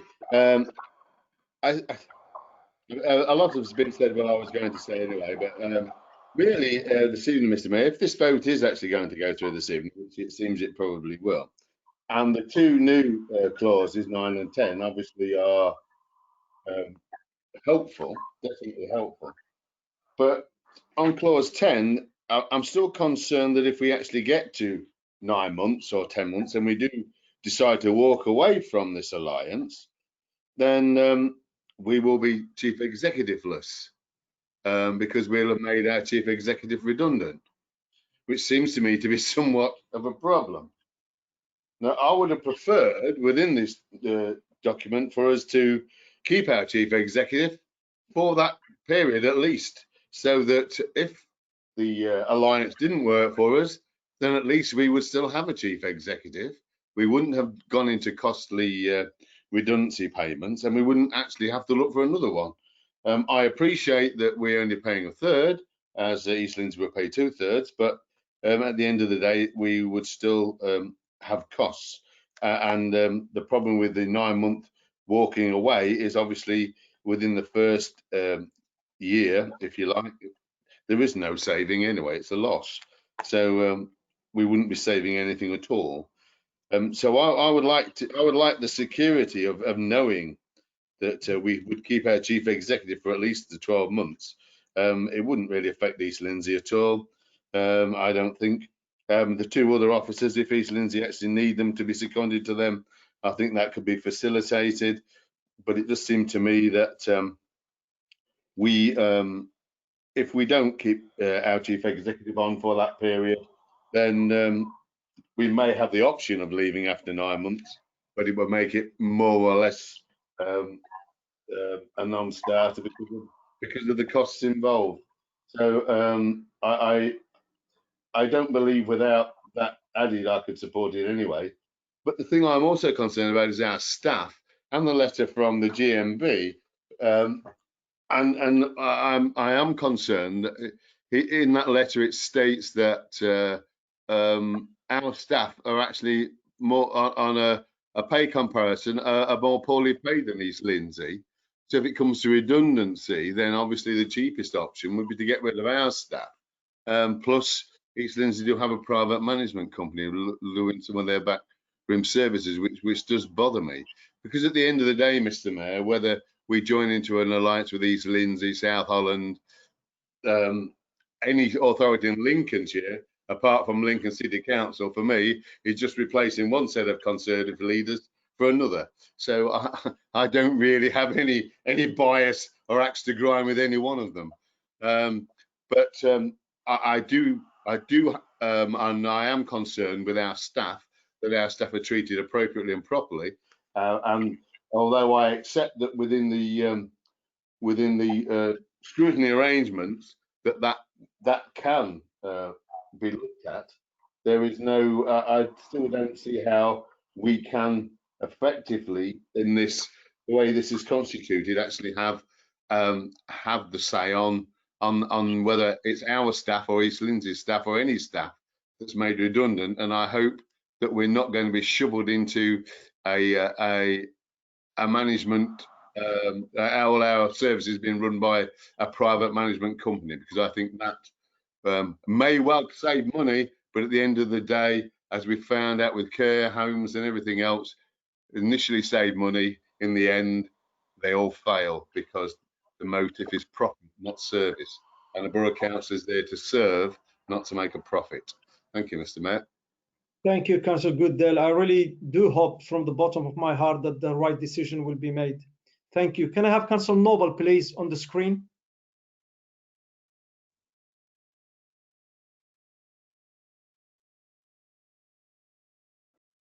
Councillor Noble. Good evening, Councillor Noble. Good evening. Can you hear me clearly? Yes, thank you. Okay. I'm going to address several issues. The first one is jobs. Now, according to the information on page 77 about job losses, we need to lose 33 posts by the end of September to make a 6-month saving of £600,000. Now, that seems a very, very tight schedule, according to Debbie Lorimer, who is the Director of Resources at South Norfolk District Council. Now, the opposition have complained, or they're worried about job losses. So I did some research about jobs we have and vacancies. Now, currently we employ 337 people. We have 27 vacancies and 5 jobs are currently on hold. But most of these jobs are people who might term key workers. For example, freighter operatives or bin men or bin persons. And I'm going to pick out 1 or 2 examples. The planning department needs to fill 4 posts. In the regulated service, housing needs to appoint 3 posts, including a housing standards officer. In the Deputy Chief Executive's Department, we will need to appoint an interim town deal project manager. So my point is that we're unlikely to be able to shed so many staff because most of the jobs listed as being vacant are what we would call important jobs. Now, moving on to our Conservative Group's objectives. Normally when a party stands for re-election, it produces a manifesto. And I'm looking at our manifesto from a year ago, and with regard to what some people call our great matter, that is a strategic alliance, it's interesting there is no mention. Now, obviously at that stage, everything was just in the discussion stage. However, if it is such a wonderful aspiration, it's surprising that that was not indicated in some of our literature.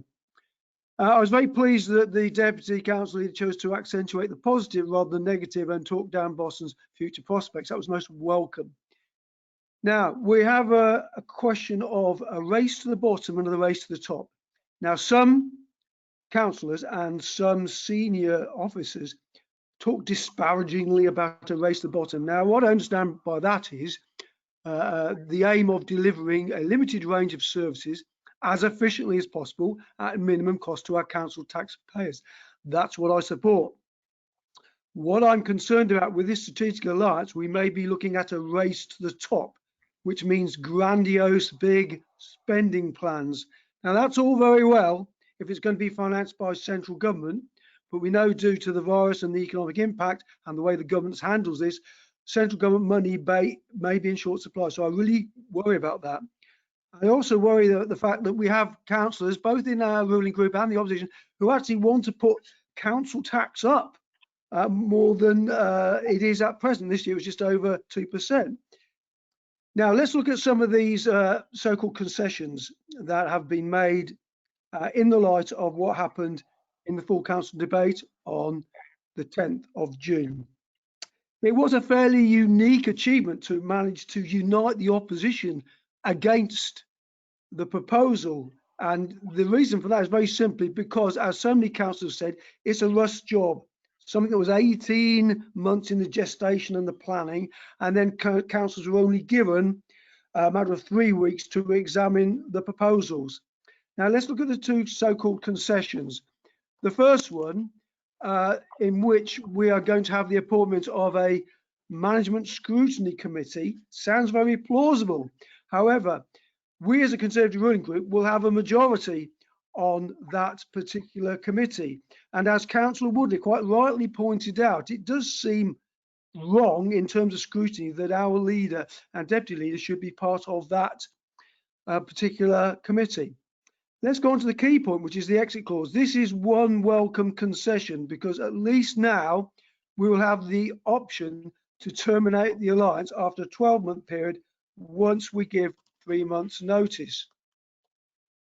So in summary, I have grave reservations and scepticism whether this proposed strategic alliance will deliver the promised savings and economic benefits.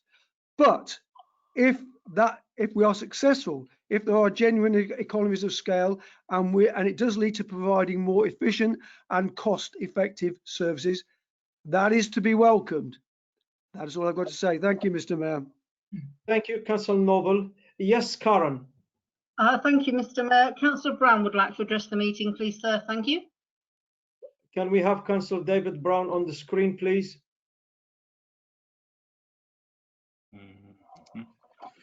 Hello, Mr. Mayor. Councillor Brown. First of all, I'd like to talk about some positives that could be achieved in this strategic alliance. I am a portfolio holder for arts, culture, tourism and heritage. East Lindsey District Council have a wealth of experience with regard to tourism. We could share that.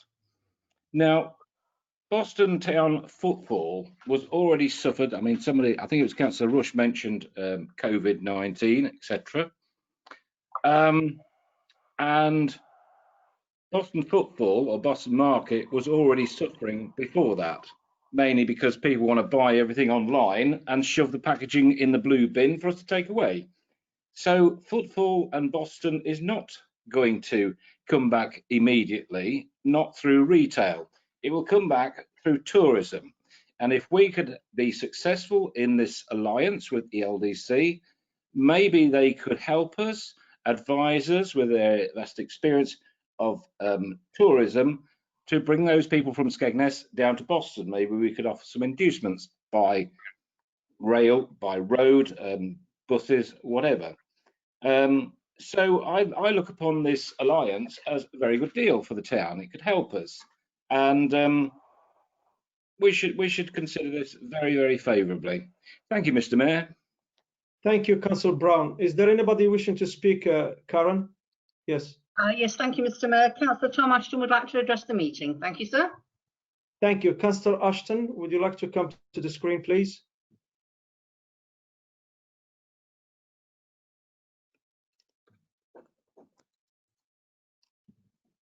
Good evening, Councillor Ashton. Thank you, Mr. Mayor. It is a genuine delight to follow Councillor Brown, who stands out as a beacon of positivity in some of the debate that we've heard tonight.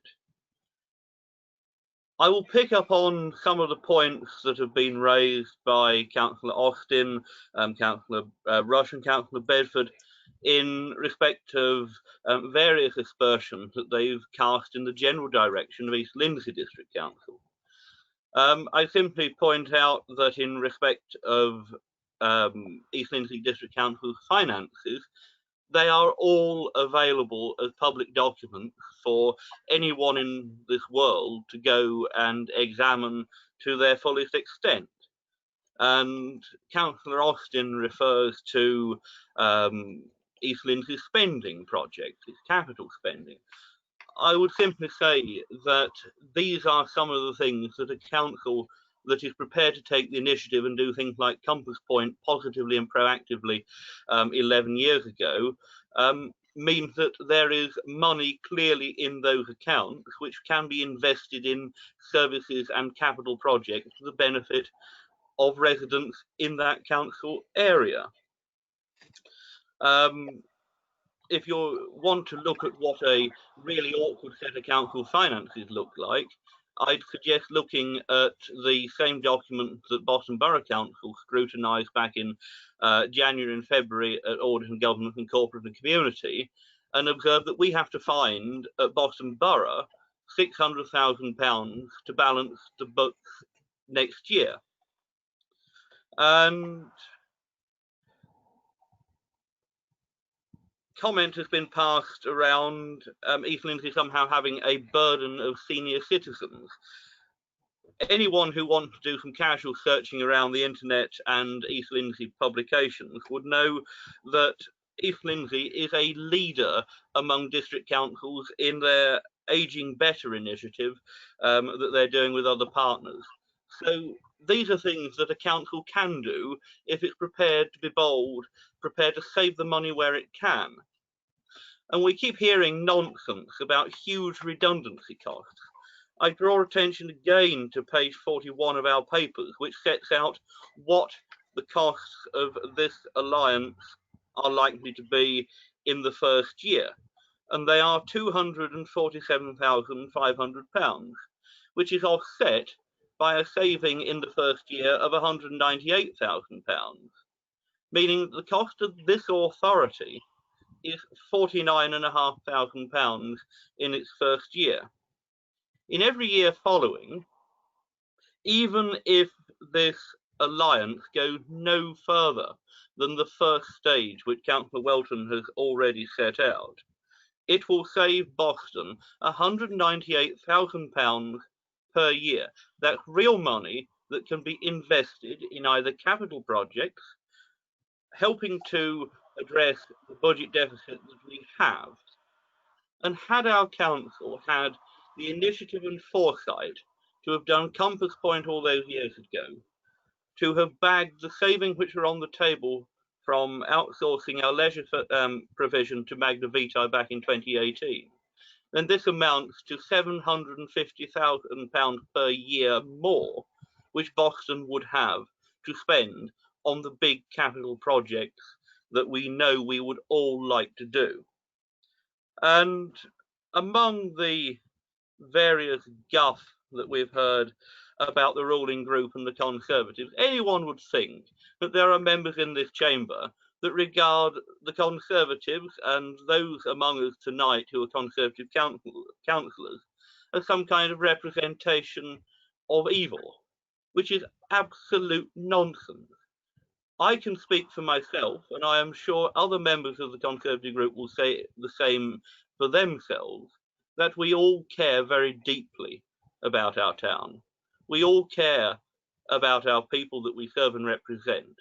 I am passionately committed to defending the independence of Boston Borough Council and making it a better council, a more efficient council, and serving our residents better.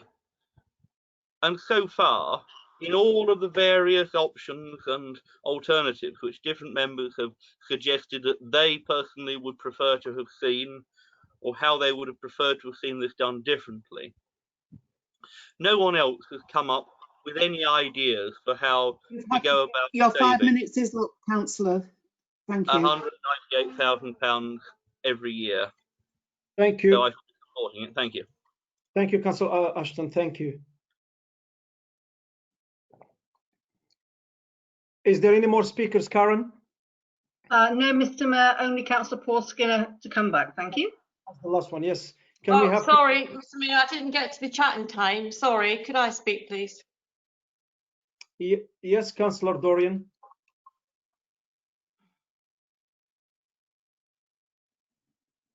Thank you, Mr. Mayor.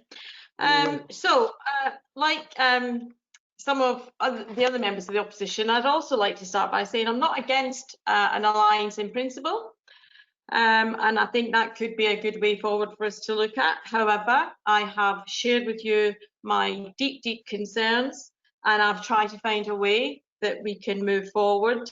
But sadly, the administration hasn't allowed that to happen. They didn't respond to the letter from GMB, which was very illuminating. And as a result of that letter not being responded to at our full council last week, I then wrote to Councillor Skinner on the 16th of June, I think, Tuesday the 16th of June, asking him to give me answers to the concerns raised by GMB.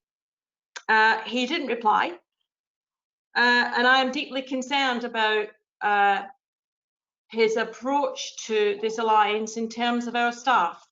Our staff are the backbone of this council, and I'm not being patronising. I mean that with every bone in my body, and it just shows the contempt that some members might hold for their staff when they don't respond to their staff's trade union. I'm also concerned that clause 9 and 10 isn't included in the memorandum of agreement, and I've not had a satisfactory answer from Mr. Goulden. Now, that's not to criticise him, because I think his brief has been to run the meeting lawfully, and he's obviously had no oversight of the memorandum of agreement. However, it does speak to the fact that we in the opposition have been left in the dark. And of course, backbenchers on the ruling side have been left in the dark, because I haven't heard any of them ask these questions. Strange. I'd like to comment on ELDC councillors. They this week published a letter saying how very much against it they were after watching our full council last week. They had no scrutiny whatsoever, none, zero zilch. That's not good enough. So please don't sing the praises of the ELDC councillors and in the same breath say that they're all for it. They're not. I've been really concerned about the sweeteners, the shiny dangly objects that are being waved in front of our eyes. Free car parking for the residents. We wanted that anyway. We asked for that anyway. Compass point. Hey, Compass Point's not on the table. That's not part of any deal. And let's say we move forward with Rob Barlow as joint chief exec. Who's he going to negotiate with? If we say, little old Boston over here, we'd quite like to join Compass Point. We'd like to buy in. Who's he going to negotiate with? Yourself? Because at that point, you'll be chief exec of two quite separate district councils. Now, I am concerned, I've said it over and over, about the redundancy package. And I think that Councillor Goodale raised a really, really valid point. You don't need to call time, Jeanette, because I'm going to finish. He raised a valid point saying that Phil Drury could continue for a year. He could deal with all the teething problems. He could create a very smooth transition. So I'd like to move an amendment, Mr. Mayor. And my amendment is this, that under the recommendations on page 2, paragraph 4, that Phil Drury continues as Chief Executive of Boston Borough Council for the first year of the Strategic Alliance, and that Robert Barlow works alongside him during that time. And that will give everyone a better view of how the whole thing is going to work. And it would save those huge costs in the first year from being paid out. And I'd also like to add, right at the very end, point 11, that any decision made tonight is subject to independent legal advice being obtained for Boston Borough Council.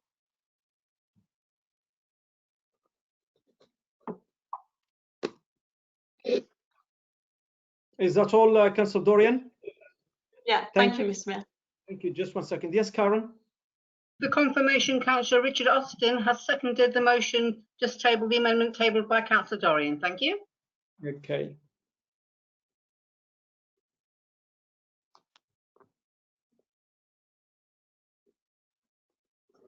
Okay, now we have a new amendment.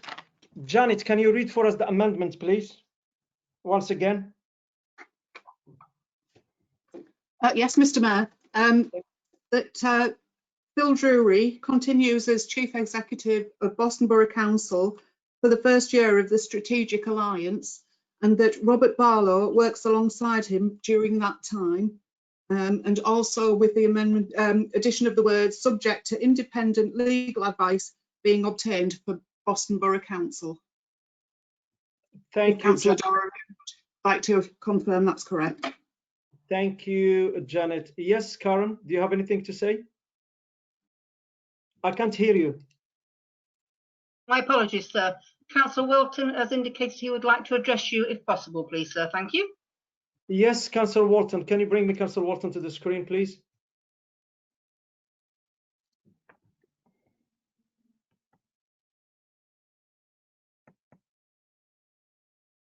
Yes, Thank you for Wharton. indulging me, Mr. Mayor. Thank you for your indulgence. I would like to ask Mr. Golden if this amendment does negate the motion in point 1 of the, recommendation 1. Just bear with me a moment.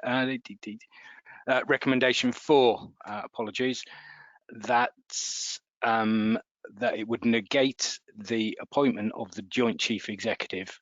And I would like to clarify whether this amendment does that or whether this amendment is allowed under our constitution, please. Thank you, Councillor Walton. Can we have... Mr. Mayor, if it helps Councillor Welton, I'd be happy to leave in the words that Robert Barlow works alongside him during that time as a joint chief executive. So you're suggesting two chief executives for a year? Yes, thank you. Can we amend that one, Janet, please, and read it for us again?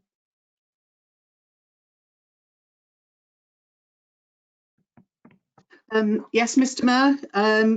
So it would read that Phil Drury continues as Chief Executive of Boston Borough Council for the first year of the Strategic Alliance, and that Robert Barlow works alongside him during that time as Joint Chief Executive.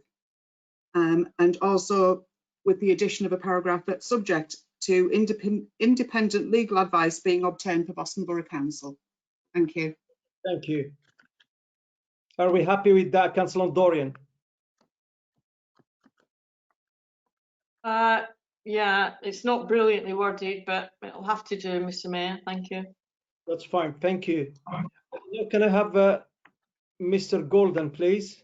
If you can give us the explanation of the question from Councillor Walton. So, in essence, an amendment must not negate the motion. I don't consider that the amendment does negate the motion. So we can go ahead with the amendment? We can go ahead with that amendment. Thank you. Is that all right for you, Councillor Walton? That's absolutely fine, Mr. Mayor. I just wanted to clarify, and just my point is about making sure that everything done is correctly. Thank you, sir. Then we're going to have new speakers on the second amendment. If anybody wishing to speak, and if nobody has spoken before. Yes, Karen. Mr. Mayor, we are being requested for a 5-minute comfort break at this point, bearing in mind the meeting is going to continue. With your permission, sir. Thank you. Okay, we can have 5 minutes break. Thank you. You're welcome.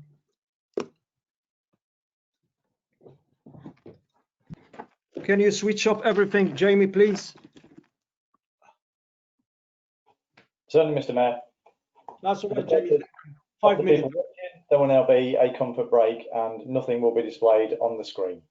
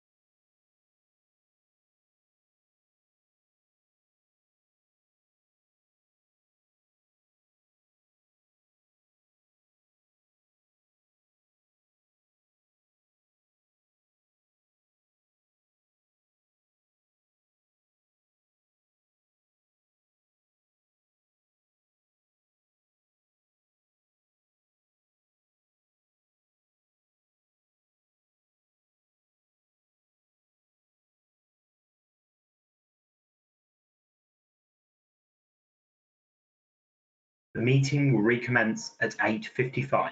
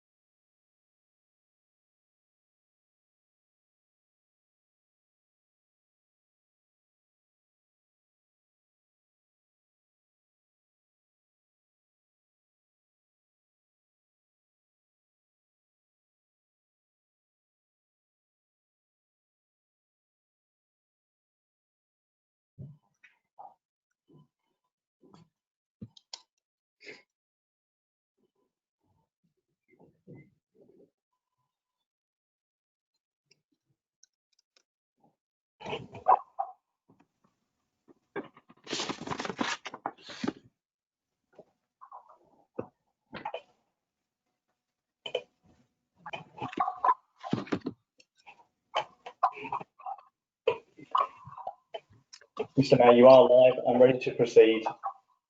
Thank you. Do we have all the councillors back from the break? Yes, we do, Mr. Mayor. So everybody's okay. Hello, good evening once again. So now we have an amendment.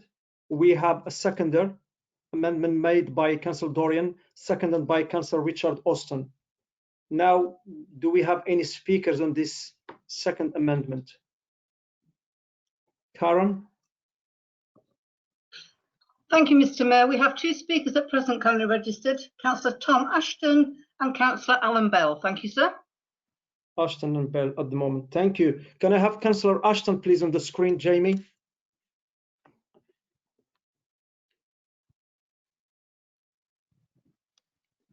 Good evening, Councillor Ashton. Yes.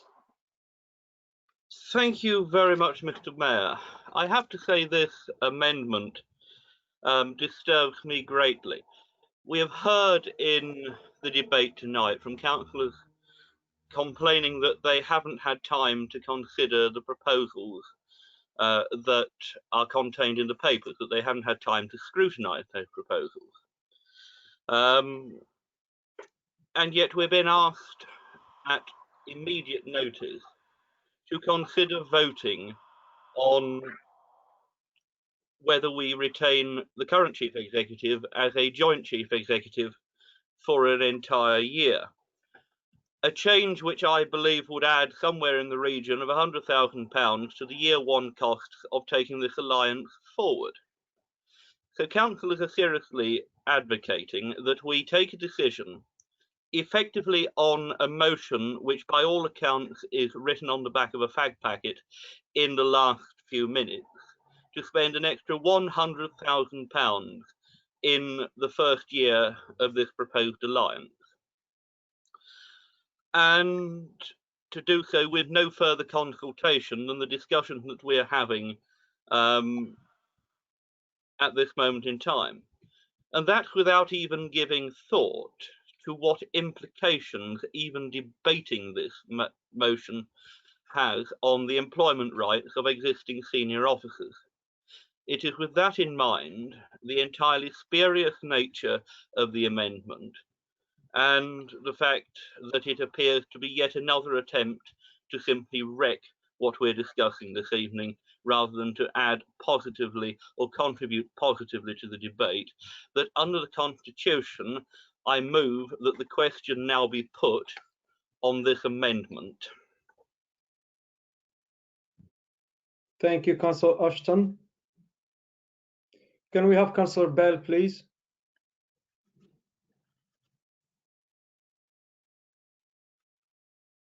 Thank you, Mr. Mayor, for allowing me to speak. Of course. Good evening to you, Mr. Councillor Bell. Good evening. Thank you. 1 second, Councillor Bell. I have Mr. Golden wish to speak. Just 1 second. My apologies, Mayor. Just checking your council procedure rules as to what happens when a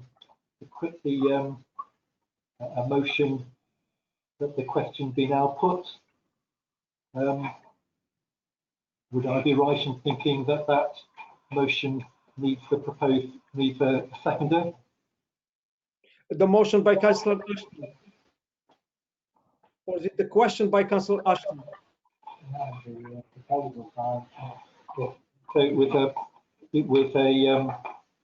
this is motions which may be moved during debate. 17.10 D, that the question be now put. So I'm thinking that obviously Councillor Ashton has proposed that motion. If there is a seconder for that motion, then that needs to be voted on. So the question made by Councillor Ashton is a motion. So we have to have a second motion. Is that correct?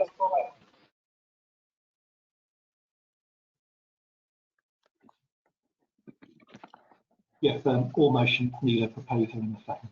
So Councillor Ashton has proposed a motion. Okay. If it's not the case, then we're going to seek for a seconder. Yes, Karen? Councillor Noble has seconded the motion, Chairman. Thank you. Which councillor, please? Councillor? Councillor Jonathan Noble. Thank you, sir. Noble has. Okay, thank you.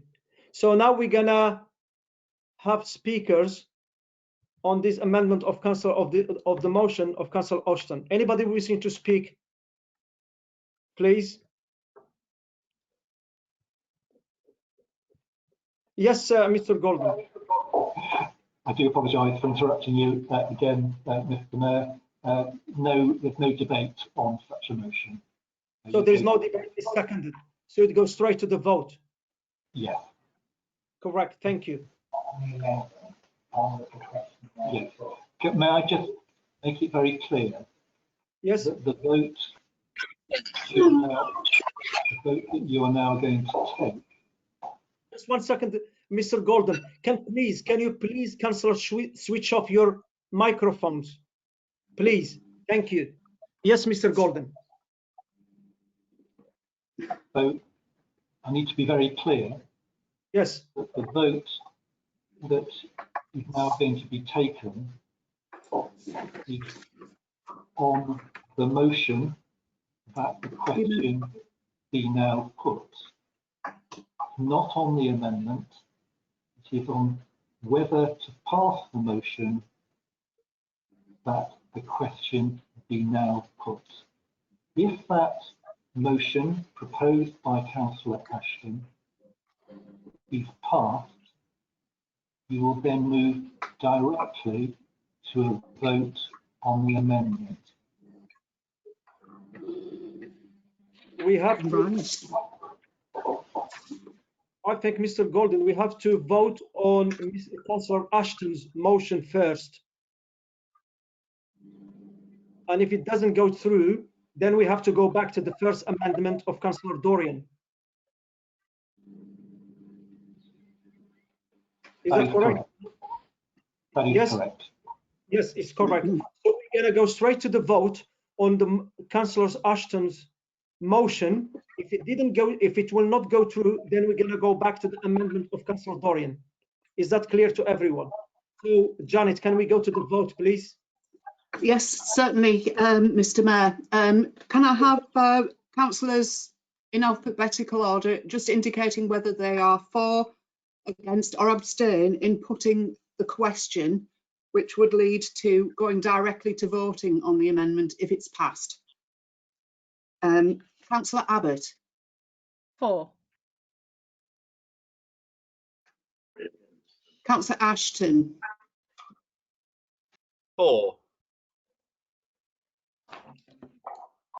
Councillor Alison Austin. Against. Councillor Richard Austin. Against. Councillor Bedford. Against. Councillor Bell. Against. Councillor Brown. For. Councillor Cooper. Against. Councillor Corner. For. Councillor Danny, Mr. Mayor. For.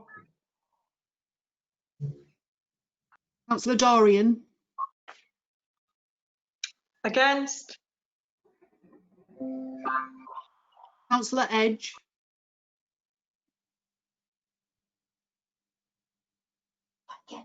Against. Councillor Edge. Thank you. Councillor Evans. For. Councillor Goodale. Against. Councillor Griggs. For. Councillor Hasty. Against.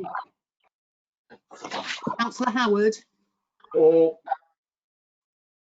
Councillor Noble. For. Councillor Pickett. For. Councillor Rush. Against. Councillor Judith Skinner. For. Councillor Paul Skinner. For. Councillor Sharman. For.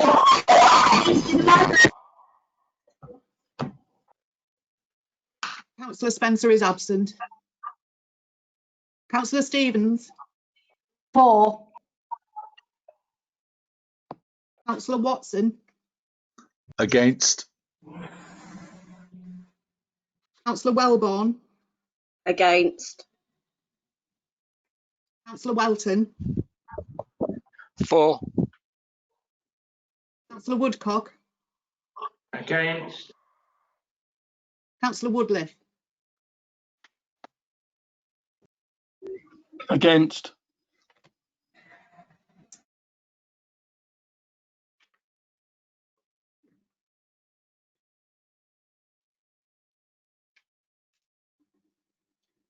Thank you, Mr. Mayor. That's 15 votes for the motion and 14 against. So it is carried. So it's agreed that the question be now put. So we'll now go straight to the vote on the amendment, which was proposed by Councillor Dorian and seconded by Councillor Richard Austin. Okay, can you repeat for us that? Can you repeat? Yes, the certainly. amendment? Yes. Thank you. Yeah, it's as the recommendations as set out in the report, but amended so that in paragraph 4 that Phil Drury continues as Chief Executive of Boston Borough Council for the first year of the Strategic Alliance, and that Rob Barlow works alongside him during that time as a joint Chief Executive, with the addition of a paragraph saying that this is subject to independent legal advice being obtained for Boston Borough Council. Thank you, Janet. So let's go to the vote. Thank you. Thank you. If members could again indicate for, against or abstention. Councillor Abbott. Against. Councillor Ashton. Against. Councillor Alison Austin. For. Councillor Richard Austin. For. Councillor Bedford. For. Councillor Bell. For. Councillor Brown. Against. Councillor Cooper. For. Councillor Corner. Against. Mr Mayor. Against. Councillor Dorian. For. Councillor Edge. For. Councillor Evans. Against. Councillor Goodale. For. Councillor Griggs. Against. Councillor Hasty. For. Councillor Howard. Against. Councillor Noble.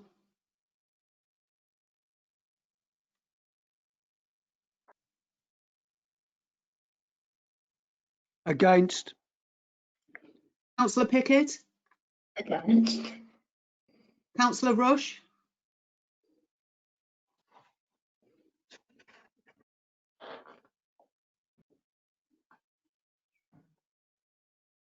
Councillor Rush. For.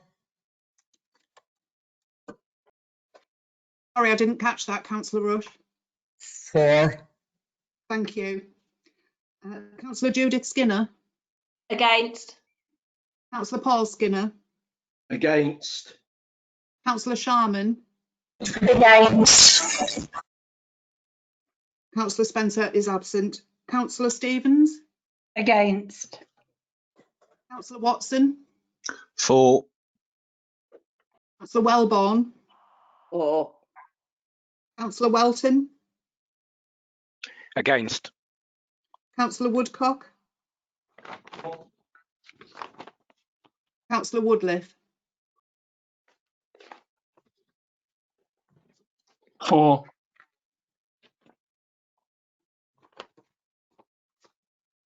Thank you, Mr Mayor. That's 14 votes for the amendment and 15 against, so the amendment falls. Thank you. So we need to go back to speakers on the original motion.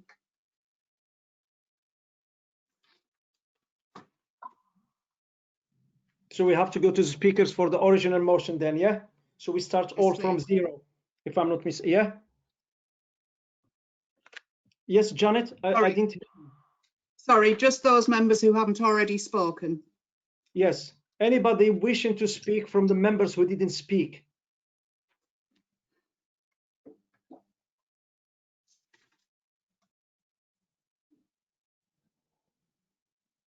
Alan Bell, Councillor, yes, Karen. I can't hear you, Karen. My apologies, sir.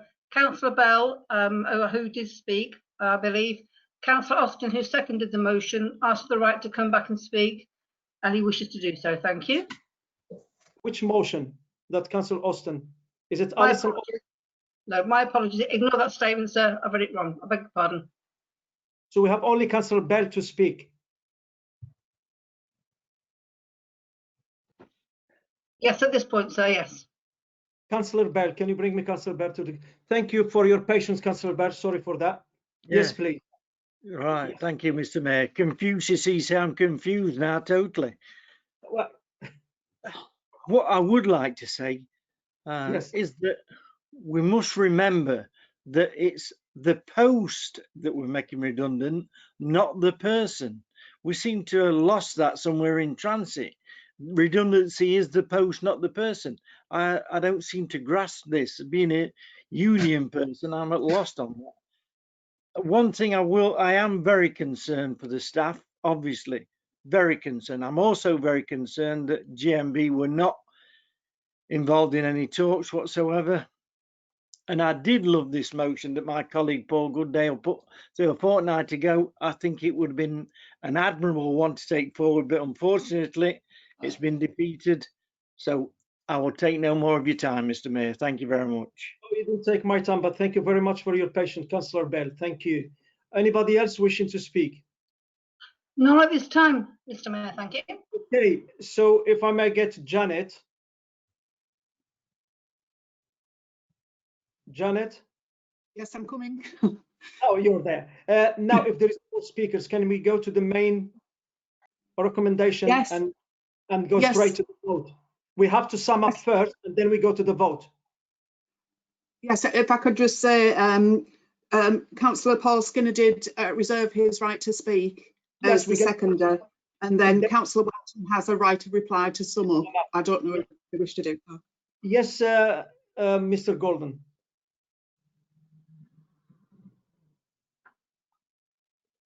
Yes, I can't hear you. I can't. You are muted.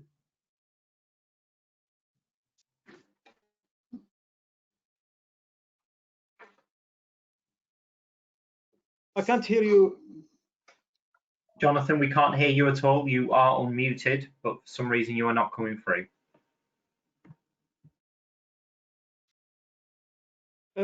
If you look at your screen on your right side, there is the orange arrow on the top, and there is a microphone underneath in green. Check it if it's in red. He is currently unmuted, Mayor. Yes? No. Jonathan, did you want to step in chat? And then Jeanette, would you like to read Jonathan's comments, if that's helpful?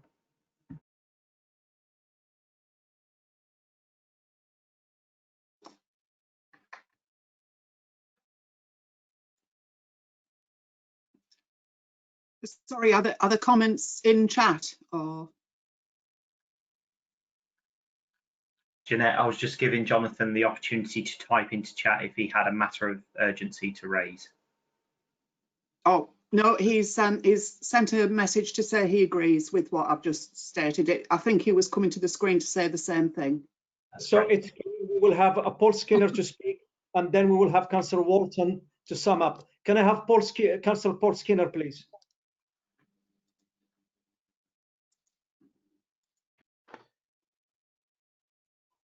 We've lost it now, darling. All that grist that Can you please mute your microphones, please? Yes, Councillor Skinner. Thank you, Mr. Mayor. Well, forever the bridesmaid, never the bride, seeing as we had a few wedding type sayings issued earlier. No, Boston is the perpetual runaway bride, allergic to wedding cake, I believe. South Holland, backroom services, Magna Vita. This proposal we have before us tonight is a very positive move. Now, what I will say, because of the past and the indecision, what we will find is other people are watching us to see if we're capable of making a decision. This, for me, is all about people. The LGA report the other year was about capacity. This is not about the gloomy world of redundancies, etc. This, to me, is about capacity, having the capacity between two backrooms to do the job at times where sometimes we have to pay for other staff to come in on contract. Why move fast? In a commercial world, this isn't fast at all. In fact, it's probably slow. Why do it fast? It's for the people, so that the people involved don't have to suffer. You know, they know there's some certainty. You know, Councillor Doreen, it's alleged I haven't been in contact with the GMB. Unfortunately, that's untrue. I've been in contact by email and also by phone. And I said, pending this going through, I will ring him tomorrow.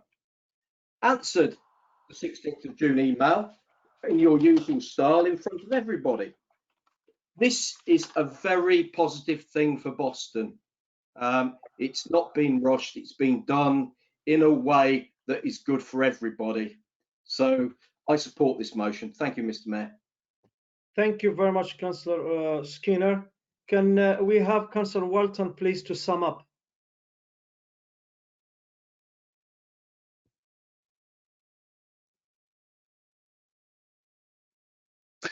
Thank you, Mr. Mayor, and thank you to the Council for the near 3 hours that we've been sitting here tonight.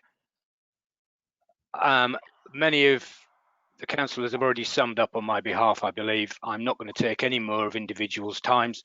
We've gone through this over and over and over again, and just in councils we've spent many, many hours. So there is nothing that I can add or say and that could help any member in this chamber make their mind up. Everybody has already done that, I believe, from the debate that I've heard tonight. Nobody is in a position on the opposite benches to listen to what I've got to say and be reassured by that. So what I'm going to say is that thank you very much, everybody. We've all been through it. Let's go to the vote and let's put this to bed one way or the other, Mr. Mayor. Thank you. Thank you very much, Councillor Wharton. I will now move to the vote. This will be taken by a roll call.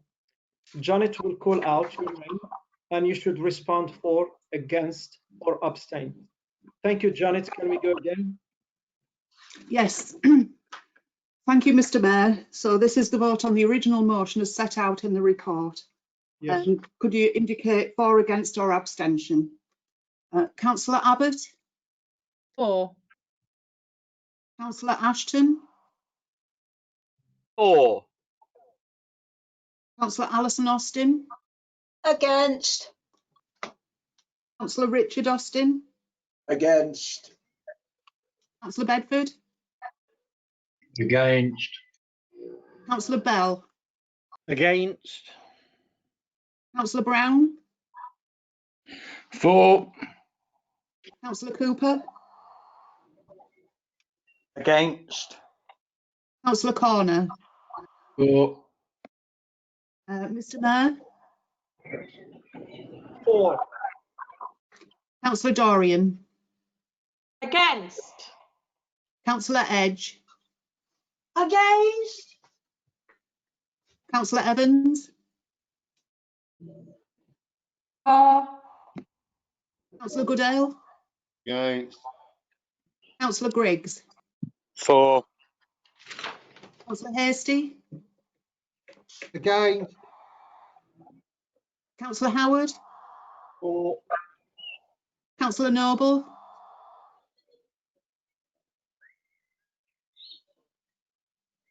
Excuse me, Councillor Noble is having IT trouble.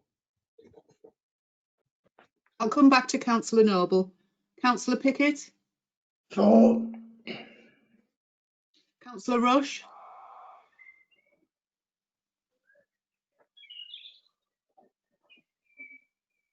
Councillor Rush?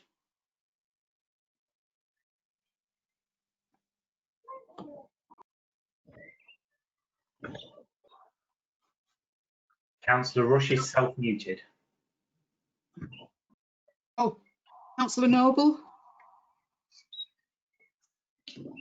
For. Thank you. Yeah, you're all right. Thank you. Councillor Rush? I've now got lift off, thank you. Can I take your vote, Councillor Rush? Yes. Against? Thank you. Councillor Judith Skinner? For. Councillor Paul Skinner? For. Councillor Sharman? For. Councillor Stevens? For. Councillor Watson? Against. Councillor Wellborn? Against. Councillor Welton? For. Councillor Woodcock? Against.